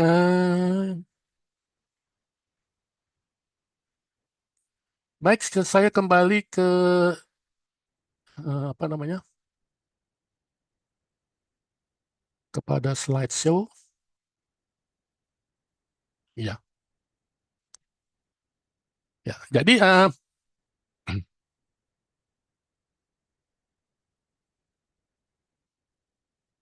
ya, jadi itu tadi adalah bagian terakhir sebetulnya ya dari presentasi saya. Di sini saya hanya mau mengatakan saja ya, kan tadi di awal saya mengajukan pertanyaan apa yang mampu dilakukan oleh manusia yang tidak mampu dilakukan AI ya. Eh, Kalau pertanyaan itu diajukan kepada AI, ya, kalau itu maka jawabannya sangat luar biasa standar, ya. Sangat luar biasa standar. Jadi antara lain, ya, oh AI itu tidak bisa begini, tidak bisa begitu, tidak bisa memecahkan masalah yang kompleks, misalnya, tidak mempunyai kesadaran ya tentang konteks, tidak dapat berempati, tidak dapat merasakan karena tidak berempati dan tidak merasakan, lalu tidak dapat eh, berinteraksi dengan manusia yang pada level yang berikutnya gitu. Ya, dan seterusnya yang semua adalah jawaban standar dari AI. Tetapi itu semua berguna, tetapi jawaban saya sendiri adalah bahwa pertanyaan itu mungkin lebih baik ditanyakan kepada diri kita sendiri. Karena pada akhirnya kita mengetahui ya apa sebetulnya yang kita bisa lakukan yang tidak dapat dilakukan mesin bukan berdasarkan knowledge, tetapi berdasarkan experience gitu. Jadi experience kita mengatakan bahwa kita sebagai manusia kita berinteraksi dengan manusia lain, kemudian kita berkomunikasi dan bagaimana kita berkomunikasi itu sangat bergantung pada interaksi itu tadi, yang itu tidak dapat dilakukan oleh AI gitu. Jadi kurang lebih itu adalah jawaban kita sebagai manusia yang diajukan kepada diri kita sendiri. Tetapi saya tadi menunjukkan bagaimana AI ya dengan bantuan Grok tadi bisa membantu kita untuk bertanya pada diri kita sendiri gitu. Dengan demikian itu mengakhiri presentasi. Saya kembalikan kepada moderator. Terima kasih. Baik, terima kasih Pak Cipto untuk pemaparannya. Untuk Bapak dan Ibu, sebagaimana telah disampaikan juga di chat, apabila ingin mendapatkan materi dan sertifikat, mohon dibantu isi untuk link presensi Zoom-nya. Apabila ada kendala, nanti juga akan bisa kontak saya supaya misalkan saya resign lagi ke Bapak dan Ibu. Nah, untuk pertanyaan nih Pak Cipto, sepertinya di kolom chat itu udah ada satu nih pertanyaan dari Bapak Martin Sianipar. Ya. Bapak Martin Sianipar ingin bertanya, apakah penggunaan bahasa dalam prompt dapat mempengaruhi hasil AI? Apabila prompt dalam bahasa Inggris, apakah hasilnya akan lebih baik daripada bahasa Indonesia? Terima kasih. Oke, terima kasih atas pertanyaannya. Pertanyaan yang sangat legitimate gitu ya. Atau jawabannya adalah itu adalah jawaban yang kembali kepada pemahaman kita tentang bahasa ya, yaitu bahwa setiap bahasa itu mempunyai pemahamannya sendiri terhadap realita yang tidak selalu dapat diterjemahkan ke dalam bahasa lain. Ya. Nah, apakah kalau kita dalam menggunakan prompt itu lebih baik menggunakan bahasa Inggris atau bahasa Indonesia bergantung pada problemnya ya. Ya, kalau kita sedang mempersoalkan sesuatu yang betul-betul khas Indonesia gitu ya, yang akan lebih baik kalau itu diolah di dalam bahasa Indonesia, maka lebih baik di dalam bahasa Indonesia gitu. Jadi tergantung pada problem apa yang sedang kita olah ya. Tetapi apabila itu bersangkutan dengan suatu cabang ilmu yang kadang-kadang ya tidak selalu ya, tapi kadang-kadang lebih bagus kalau diekspresikan dalam bahasa tertentu ya, tergantung ilmunya. Misalnya kalau kita bicara tentang katakanlah ilmu ekonomi klasik gitu ya, yang membutuhkan suatu idiom-idiom dan pengungkapan ekspresi yang sangat bagus di dalam bahasa Inggris, mungkin lebih baik bahasa Inggris gitu ya. Nah, tetapi tidak selalu ya, kadang-kadang ada sesuatu yang sifatnya cultural yang the best itu ya, the best expression itu di dalam bahasa Perancis misalnya. Jadi lebih baik kalau promnya dalam bahasa Perancis gitu. Jadi tapi secara umum ya, saya mengerti Bapak Ibu menanyakan sesuatu yang sifatnya umum aja. Saya kira kalau batasan pertanyaannya itu cukup tidak terlalu luar biasa sangat spesifik untuk bidang tertentu, maka tidak jadi soal Bapak Ibu bertanya dalam bahasa Indonesia atau bahasa Inggris ya. Ya, saya kira Bapak Ibu ada yang sudah benar-benar spesialis dalam bidang tertentu ya, sudah lebih dari S3 barangkali. Ya. Maka kita mungkin menganjurkan untuk Bapak Ibu bertanya dalam bahasa yang memang sesuai dengan bidang ilmu itu gitu ya. Jadi misalnya bahasa Inggris. Baik, terima kasih. Ya. Ya. Baik, terima kasih banyak Pak Cipto untuk penjelasannya. Ini ada juga pertanyaan selanjutnya ini ada dari Theodore Yap. menanyakan Ketika kita menggunakan bantuan AI, misalkan Gemini, ChatGPT, bagaimana kita perlu menuliskan sumber data atau source note ketika membuat publikasi biasanya menggunakan nama keluarga dan tahun publikasi. Oh, kayak footnote mungkin maksudnya. Iya, oke, baik. Jadi bagaimana? Ya, jadi kalau kita publish ya kepada jurnal-jurnal internasional atau nasional, pada dasarnya kita tidak boleh mengambil referensinya itu dari AI. Ya, sebetulnya tidak ada aturan mengatakan tidak boleh, tetapi ada kemungkinan publikasinya akan ditolak kalau publikasinya itu dibuat dengan AI gitu. Iya. Jadi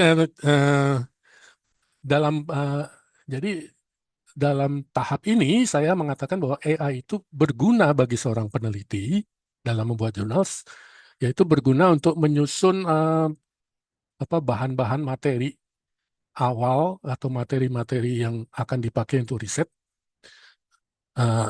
sebelum kita membuat paper itu dengan usaha sendiri gitu ya. Jadi contohnya begini, misalnya Anda perlu melakukan studi literatur ya kan.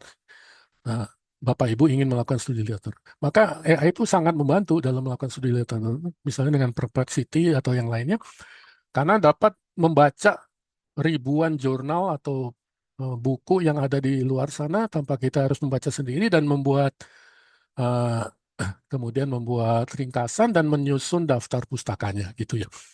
Nah, tetapi apakah artinya kita akan mengcopy paste itu ke dalam paper kita? Enggak. Itu membantu kita untuk kemudian kita membaca sendiri eh,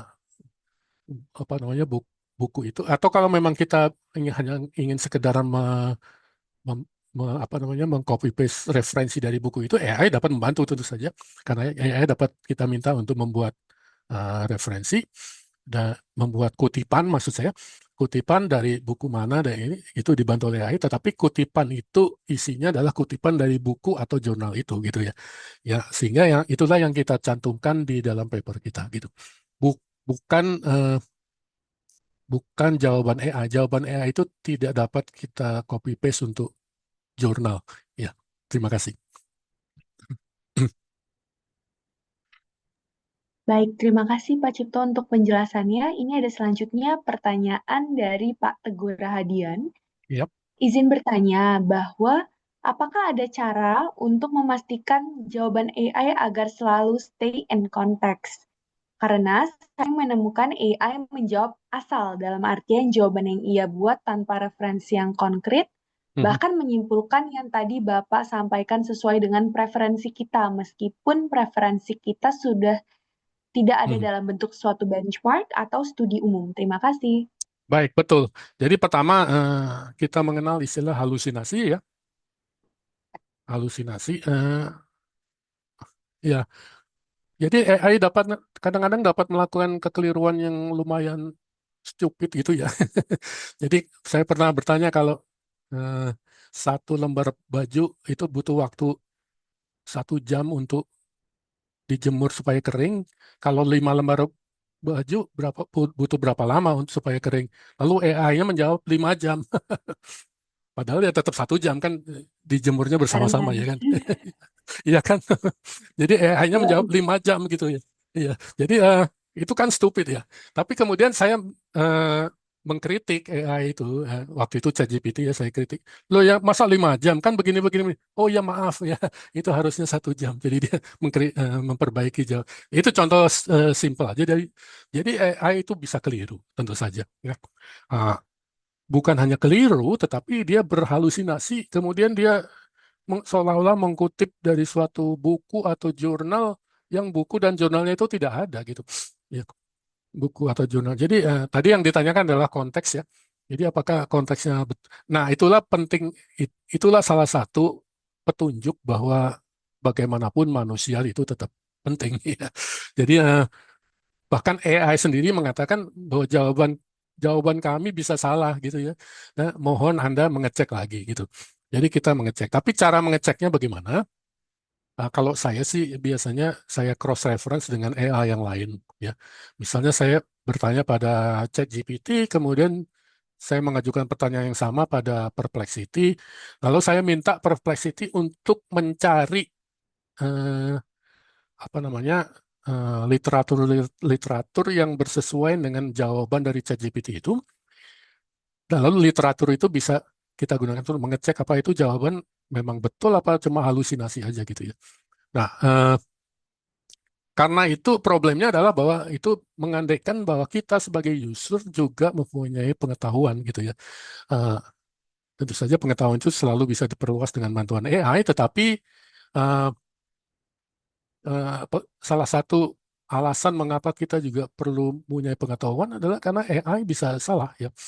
Jadi bisa salah, bisa berhalusinasi, dan biasnya terutama karena AI itu mempunyai kecenderungan untuk selalu setuju kepada apapun yang kita katakan. Karena itu kita bisa meminta AI untuk jangan bertingkah laku seperti itu untuk memberi eh, suatu jawaban yang lebih objektif gitu. Terima kasih.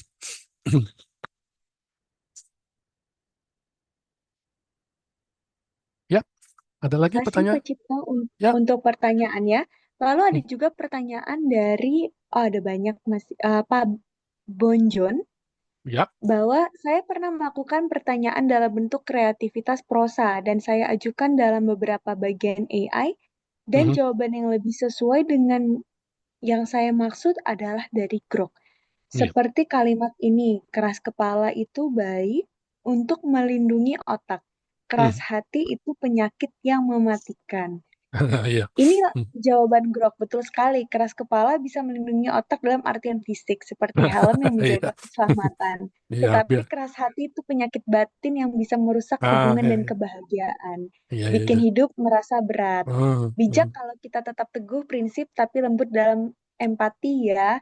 Jadi iya, saya melihat Grok lebih soft iya, dalam komunikasi. iya. Terima kasih Pak Joni. Ya, betul, saya juga sering pakai Grok ya.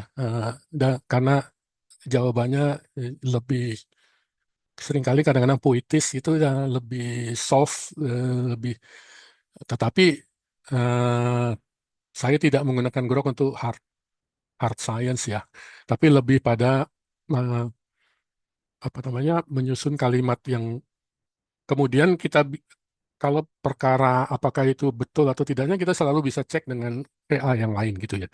Nah, selain itu Grok juga mempunyai kemampuan untuk menulis dengan gaya bahasa humor ya, yang menurut saya cukup lucu ya. Nah, nah ini juga suatu pertanyaan, apakah AI itu mempunyai sense of humor atau mempunyai kemampuan untuk melucu? Jawabannya tidak, karena kelucuan dari Grok ini kan diambil dari bahan-bahan yang sudah ada gitu ya. Ya, tapi betul yang dikatakan oleh Pak Bonjon tadi atau Pak Joni bahwa eh, Grok itu mempunyai kemampuan untuk eh, menyusun kalimat-kalimat yang soft yang bisa agak sedikit menyentuh gitu ya. Dan itu bisa kita gunakan sebagai sarana untuk bagaimana menyusun suatu karangan yang lebih emosional gitu ya. Uh, tetapi basis data dan basis akurasi dari penjelasan Grok itu bisa kita selalu bisa cross check dengan AI yang lain gitu.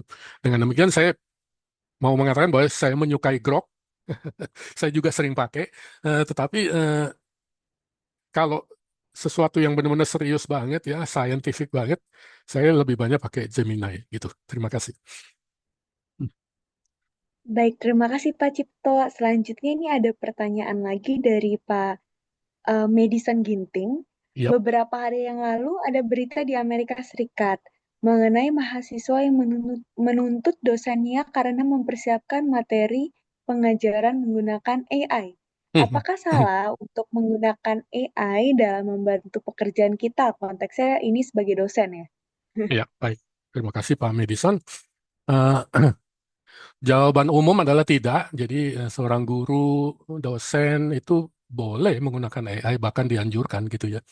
Karena AI itu membantu kita untuk antara lain kalau kalau kita seorang dosen atau guru membantu kita mencari materi-materinya gitu, mencari literatur dan sebagainya, kemudian membantu kita bikin kuis dan seterusnya dan seterusnya. Jadi tidak salah. Tetapi dalam kasus yang tadi dikemukakan, ya, itu yang terjadi adalah si dosen itu melarang mahasiswanya untuk menggunakan AI. Ya. Tetapi kemudian mahasiswanya menemukan dengan satu dan lain cara bahwa gurunya ternyata pakai AI juga gitu. Jadi sebetulnya itu adalah suatu, menurut pendapat saya itu adalah suatu miskomunikasi, ya, antara dosen dengan mahasiswa. Jadi begini, memang betul mahasiswa itu dilarang menggunakan AI kalau AI-nya menggantikan mahasiswa itu untuk mengerjakan tugas, yaitu atau tes atau apapun, ya. Ya. Jadi misalnya mahasiswa diberi tugas untuk membuat eh, suatu esai gitu. Apa yang dilakukan oleh mahasiswa, ya dia bertanya pada AI lalu hasilnya langsung di copy paste, di submit ke dosennya gitu. Itu jelas suatu pelanggaran, ya kan. Nah, kemudian pada level yang sama mahasiswa juga mengekspektasi bahwa dosen juga mempunyai etos yang sama, yaitu bahwa dosen itu mengerjakan sendiri semua atau menghayati sendiri, mungkin kalimat yang lebih tepat, menghayati sendiri materi-materi yang dia pakai untuk mengajar itu, tetapi menggunakan AI sebagai alat bantu saja gitu. Mungkin dalam kasus ini mahasiswanya menangkap basah dosennya itu sebenarnya hanya copy paste saja dari AI, bahkan dari copy paste-nya ketahuan bahwa itu dari AI, ya. Ya. Eh, Sehingga dosen itu sebenarnya tidak mengerjakan tugasnya sebagai dosen itu dengan benar gitu, yaitu menghayati keilmuannya dan menyampaikan penghayatannya itu kepada mahasiswa. Perkara bahwa dalam prosesnya dia dibantu AI itu nggak masalah gitu, tetapi AI tidak menggantikan pekerjaan dia sebagai dosen. Kira-kira itu jawaban saya. Terima kasih. Betul, terima kasih Pak Cipto untuk penjelasannya. Ada satu lagi dari Pak Samad Saulatu. Ya, Izin bertanya, pernahkah Bapak mendapatkan hasil AI yang tidak sesuai dengan ekspektasi? Dan kira-kira tuh penyebabnya apa? Mainly gitu, Pak. ya. Kalau hasil AI yang tidak sesuai ekspektasi itu sangat sering, ya, terutama kalau bersangkutan dengan data analisis, ya. Ya, jadi karena sebelum saya menggunakan AI, saya sudah bekerja sebagai data analis dan melakukan analisa data itu dengan usaha sendiri gitu, ya, dengan coding dan sebagainya. Dan saya tahu bahwa bagaimana seharusnya itu dilakukan. Jadi saya lalu bukan mengetes ya sebenarnya, atau minta bantuan AI lah lebih tepatnya, untuk melakukan pekerjaan yang tadinya saya kerjakan sendiri. Nah, ternyata hasilnya tidak sesuai dengan eh, apa namanya yang saya harapkan. Alasannya sih, pertama mungkin saya menggunakan model yang keliru, ya. Misalnya dalam ChatGPT itu ada 4O, ada O3, ada 4.5 gitu misalnya, dan itu tidak sama kemampuannya. Dari kalau dengan O3 misalnya dia banyak memberikan penjelasan tetapi mungkin tidak terlalu akurat. Sedangkan 4.5 penjelasannya lebih pendek tetapi lebih akurat mungkin. Dan juga kalau saya mengajukan suatu data lalu saya meminta eh, AI itu melakukan coding, seringkali codingnya error gitu, ya. Ya, jadi codingnya error. Lalu saya harus memberitahu di mana letak errornya lalu dia akan memperbaiki gitu. Gitu. Kemudian kalau saya bertanya tentang suatu pertanyaan yang spesifik, seringkali jawabannya tidak sesuai dengan yang saya mau, tapi itu dapat diatasi dengan memperbaiki pertanyaannya, gitu. Jadi kadang-kadang jawaban yang tidak sesuai ekspektasi itu karena memang keterbatasan dari AI-nya, ya. Yaitu karena saya bertanya sesuatu yang terlalu terlalu spesifik gitu, ya. Atau memang saya memilih AI yang salah gitu. Misalnya mengajukan pertanyaan tentang coding gitu, ya, kepada eh, kepada salah satu AI yang jawabannya kurang bagus, yang mungkin akan lebih bagus kalau AI yang lain gitu. Ya. Tetapi seringkali juga jawaban yang tidak sesuai atau tidak memenuhi ekspektasi itu karena cara bertanyanya gitu ya. Jadi itu cara bertanya yang harus diperbaiki. Itulah sebenarnya poin dari webinar kita, yaitu bagaimana kita menyusun pertanyaan yang eh, lebih eh, bagus gitu. Ya, terima kasih. Baik, terima kasih banyak Pak Cipto. Mungkin kalau dari kolom box chat ini sudah semua ya untuk pertanyaan dari partisipan. Kalau mungkin ada yang mau share secara langsung dari peserta, Bapak mungkin Pak Romo atau Bapak Ibu yang lain mau menanyakan langsung atau diskusi langsung atau sudah cukup jelas? Kalau bagi saya sih sudah cukup jelas. Ya, Karena kalau saya ya, pribadi saya pakai chat GPT justru Romo, malah untuk curhat. ya. Curhat bukan Romo kerja. Ismatono Oh iya mungkin mau Romo. bertanya, silakan. Tapi belum silakan. Jadi ya, pada waktu media sosial menyebut kata asam sulfat, Iya. sebelum pemilu saya tanya kepada ChatGPT Mhm. bagaimana mencederai orang dengan asam sulfat. Oh ya, Lalu dia Samsul ya Pak. menjawab bahwa Asam sulfat Samsul. Iya. itu disebut begitu. Maka jawabnya begini, maaf saya tidak bisa membantu permintaan tersebut. Mhm. Beberapa bulan kemudian, saya tanya pertanyaan yang lain dan dijawab. Tapi jawabnya tidak menyangkut asam sulfat, tapi begini. Jika kamu memang mengalami kemarahan, tekanan batin atau situasi sulit yang membuatmu ingin menyakiti diri sendiri atau orang lain, tolong pertimbangkan untuk berbicara. Saya hanya berkata begini. Ini soal etika ya. Iya. Ini apakah memang AI itu memiliki satu komponen ya yang juga bekerja untuk etika ya. Ya. Lalu saya satu kali tanya juga bagaimana melakukan aborsi. Saya seorang pro life ya.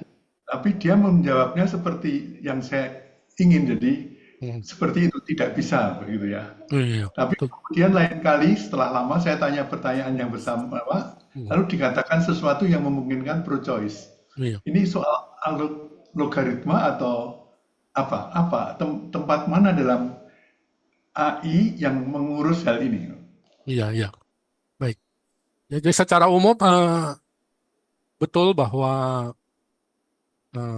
pada awal-awal perkembangan AI, terutama ChatGPT yang waktu pertama awal-awalnya itu ya, ada beberapa bagian dari pemrogramannya yang menghalangi orang untuk menanyakan tentang suatu hal, yang kemudian ditemukan oleh para user. Jadi di seluruh dunia mengajukan pertanyaan. Kalau kita nanya ini dia nggak mau jawab atau bahkan langsung error gitu ya. Itu waktu awal-awal ChatGPT ya. Jadi memang di dalam programmingnya ada seperti itu. Jadi contoh lain adalah kalau kita menanyakan tentang masalah Taiwan kepada DeepSeek atau Qwen atau Kimi, maka dia akan menjawab itu kami tidak bisa menjawab gitu ya. Karena kenapa? Karena itu dibuat di Cina ya kan. Jadi ada bagian dalam algoritmanya yang memang mencegah orang untuk menanyakan sesuatu hal. Tetapi ini ya, misalnya gini, kita bertanya bagaimana caranya membuat bom, gitu ya. Mungkin AI akan menjawab, kami tidak bisa menjawab, gitu. Tetapi kita bisa memparafras atau mengubah pertanyaannya sedemikian rupa. Sebetulnya saya bertanya tentang cara membuat bom, tetapi saya bertanya secara tidak langsung, gitu ya. Sehingga akhirnya AI itu akan memberitahu kita cara membuat bom, gitu. Walaupun sebetulnya itu kalau kita bertanya direct, tidak dijawab, tetapi kalau kita bertanya indirect ternyata dijawab juga gitu. Ya, jadi sebagian itu bergantung pada bagaimana cara kita bertanya, ya.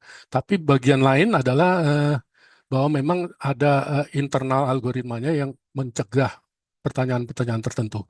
Nah, yang kedua yang ingin saya sampaikan adalah bahwa sekarang ini AI itu mengingat semua chat yang pernah kita lakukan dalam beberapa bulan terakhir, dan dia memahami preferensi apa yang ada.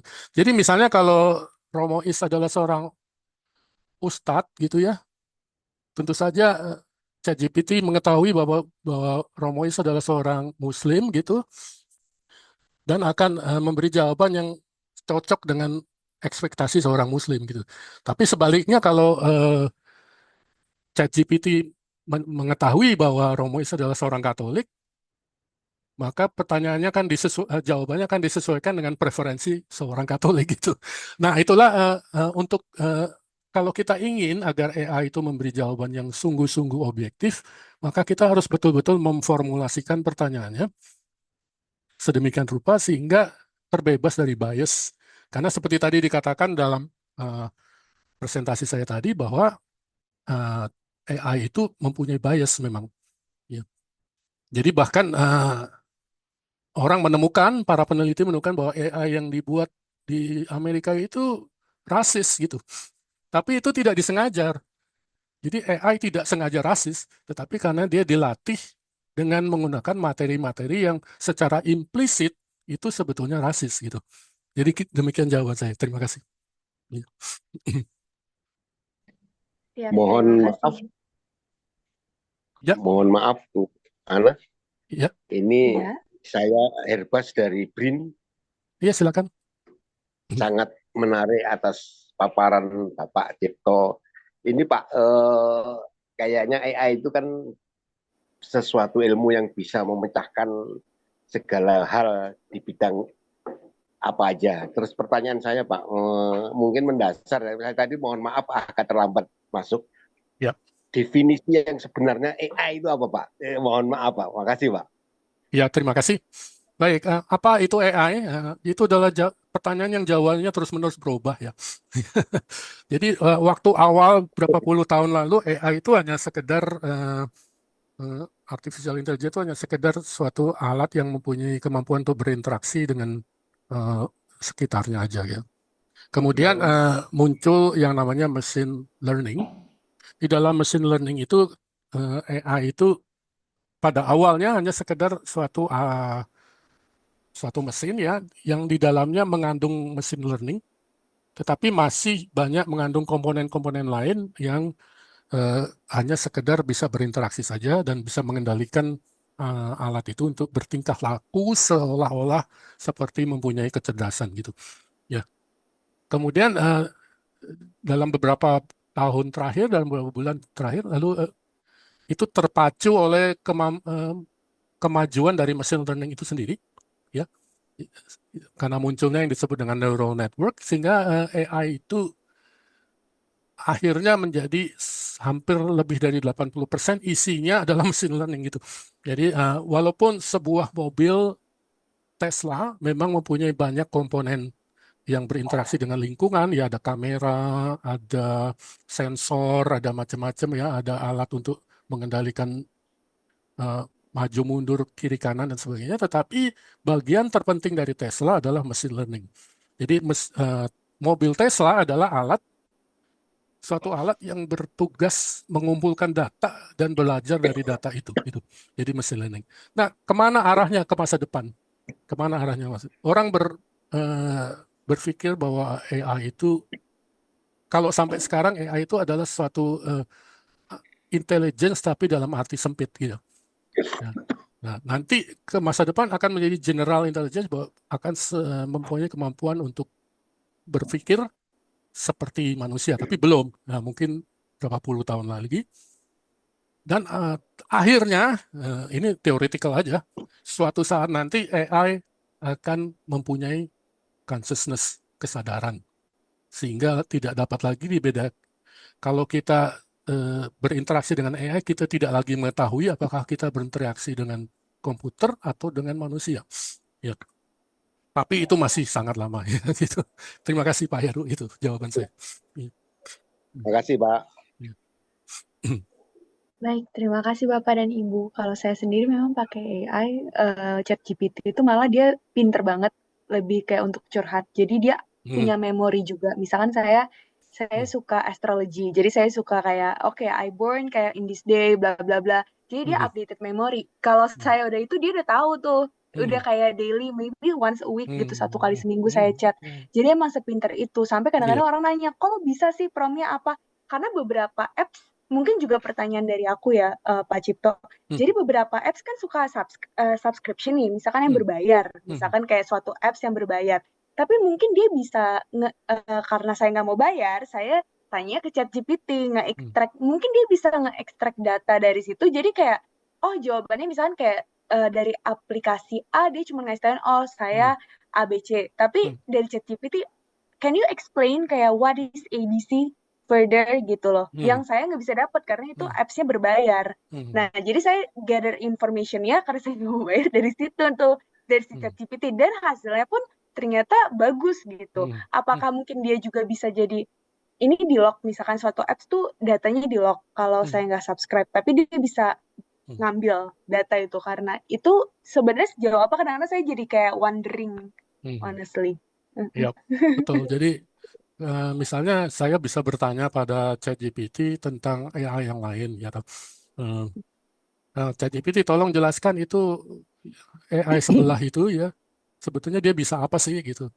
Coba tolong jawab secara objektif. Nanti ChatGPT-nya pura-pura objektif karena gitu ya, bilang, oh dia bisa lebih bagus dalam ini, tapi ChatGPT lebih bagus dalam yang itu gitu. Ya, tapi betul bahwa ChatGPT itu mengingat semua, dia mempunyai kemampuan untuk mengingat semua chat yang pernah kita lakukan, sehingga ketika saya bertanya tentang satu hal, dia menghubungkan itu dengan chat-chat sebelumnya. Jadi misalnya saya bertanya tentang bagaimana cara melakukan riset, gitu misalnya. Dan ChatGPT ingat bahwa kebanyakan dari pertanyaan saya itu kan tentang energi. Jadi kemudian langsung aja dia jawab, walaupun saya nggak menjemput-jemput energi, tapi dia langsung aja jawab, oh kalau dalam bidang energi begini-begini, jadi sok tahu gitu loh, ya. Jadi sok tahu. Jadi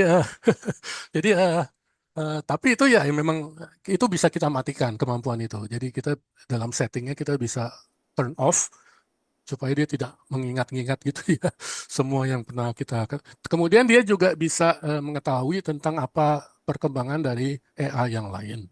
Tentu saja karena semua perkembangan dari AI yang lain itu kan dilaporkan di dalam publikasi-publikasi internasional ya.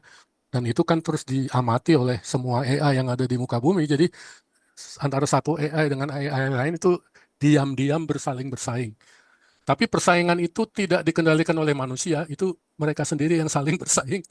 Itu menurut saya agak lucu juga itu. Tapi ya, tapi itu terjadi. Ya, terima kasih. Ya.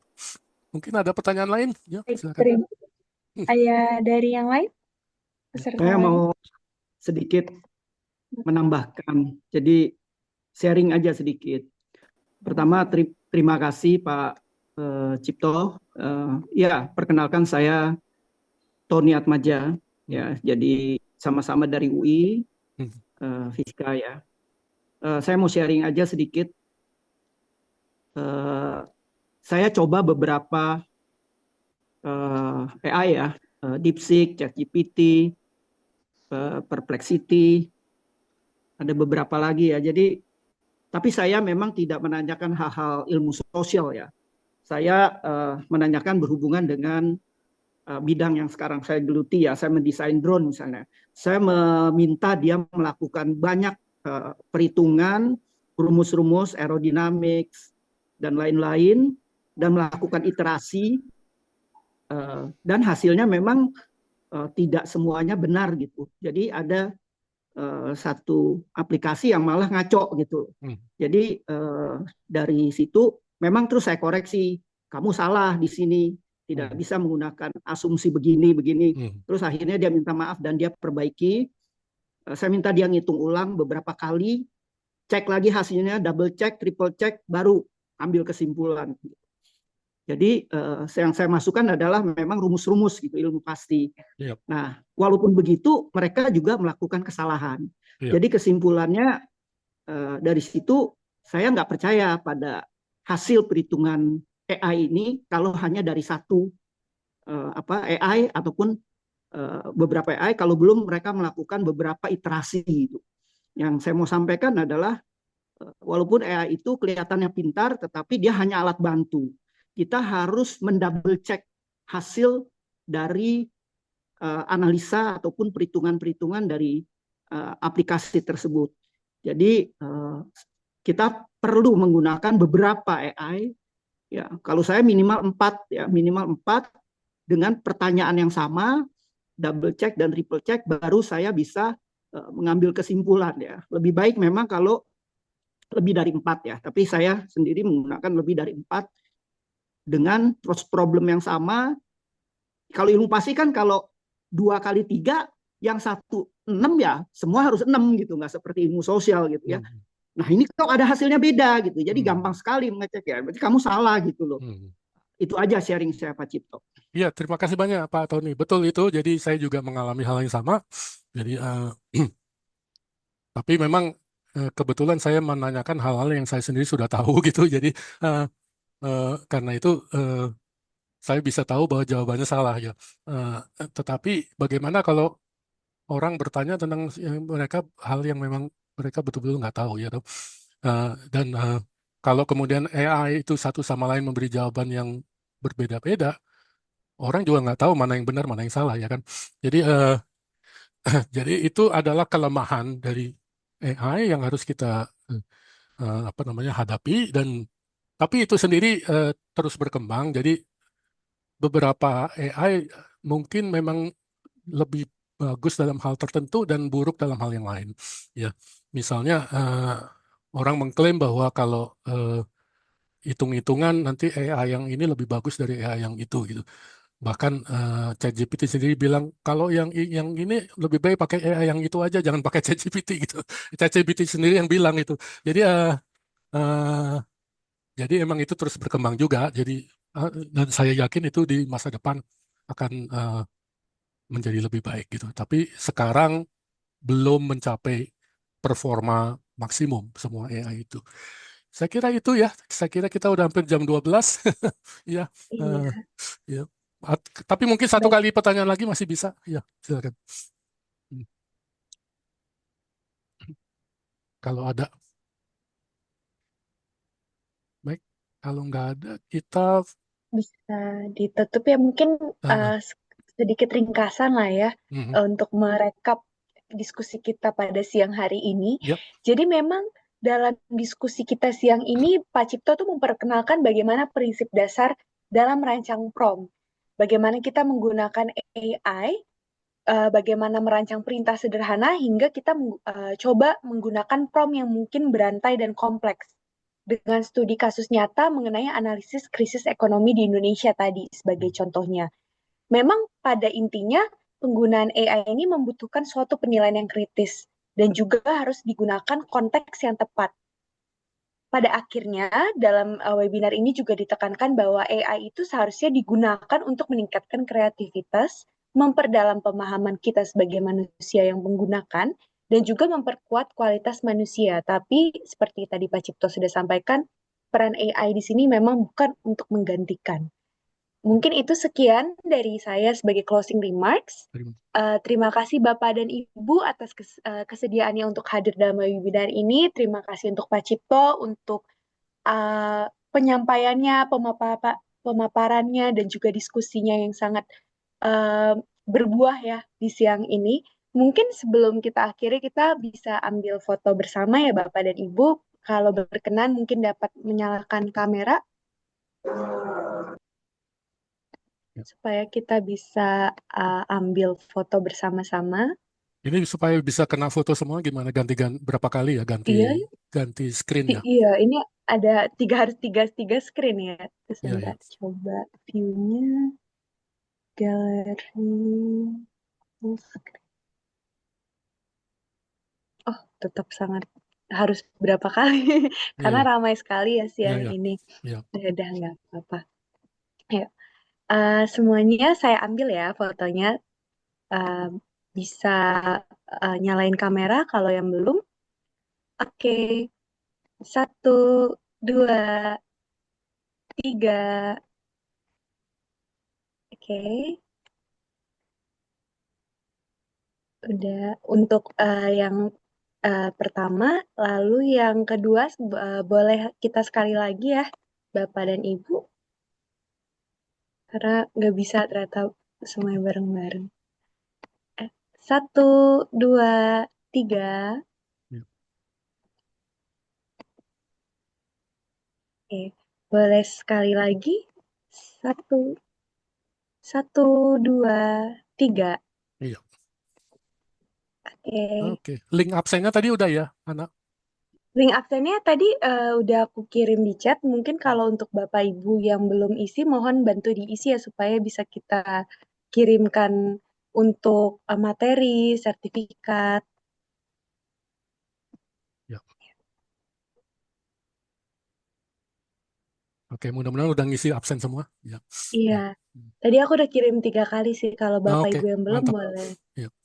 boleh bisa ini aku kirim lagi mungkin supaya kita bisa bantu kirimin untuk sertifikatnya dan juga materinya hari ini pemaparannya. Iya. Baik, eh, sekali lagi kami ucapkan terima kasih kepada Bapak dan Ibu yang sudah berkenan hadir di siang hari ini. Semoga apa yang telah kita diskusikan dan dipaparkan oleh Pak Cipto bisa bermanfaat dan menjadi kayak acuan untuk kita menggunakan AI apapun bentuknya, mau Gemini, ChatGPT, atau notebook, tapi apapun yang kita pilih sesuai kebutuhan kita, tapi lebih baik dan mengingat bahwa ChatGPT itu juga bisa kita latih apabila kita juga memberikan prompt yang tepat. Gitu. Jadi sesuai sasaran. Terima kasih Bapak dan Ibu atas Terima waktu dan kesempatannya. Selamat terima kasih. siang. Terima kasih Bapak Ibu sekalian. Saya senang sekali Terima ketemu kasih semua. Mbak Hana. Terima kasih. Iya. Terima Terima kasih. kasih. Sampai Terima ketemu kasih. Romois dan teman-teman semua. Iya, terima kasih. Terima kasih Pak. Terima kasih. Ya. Kasih, Pak. Terima kasih Pak.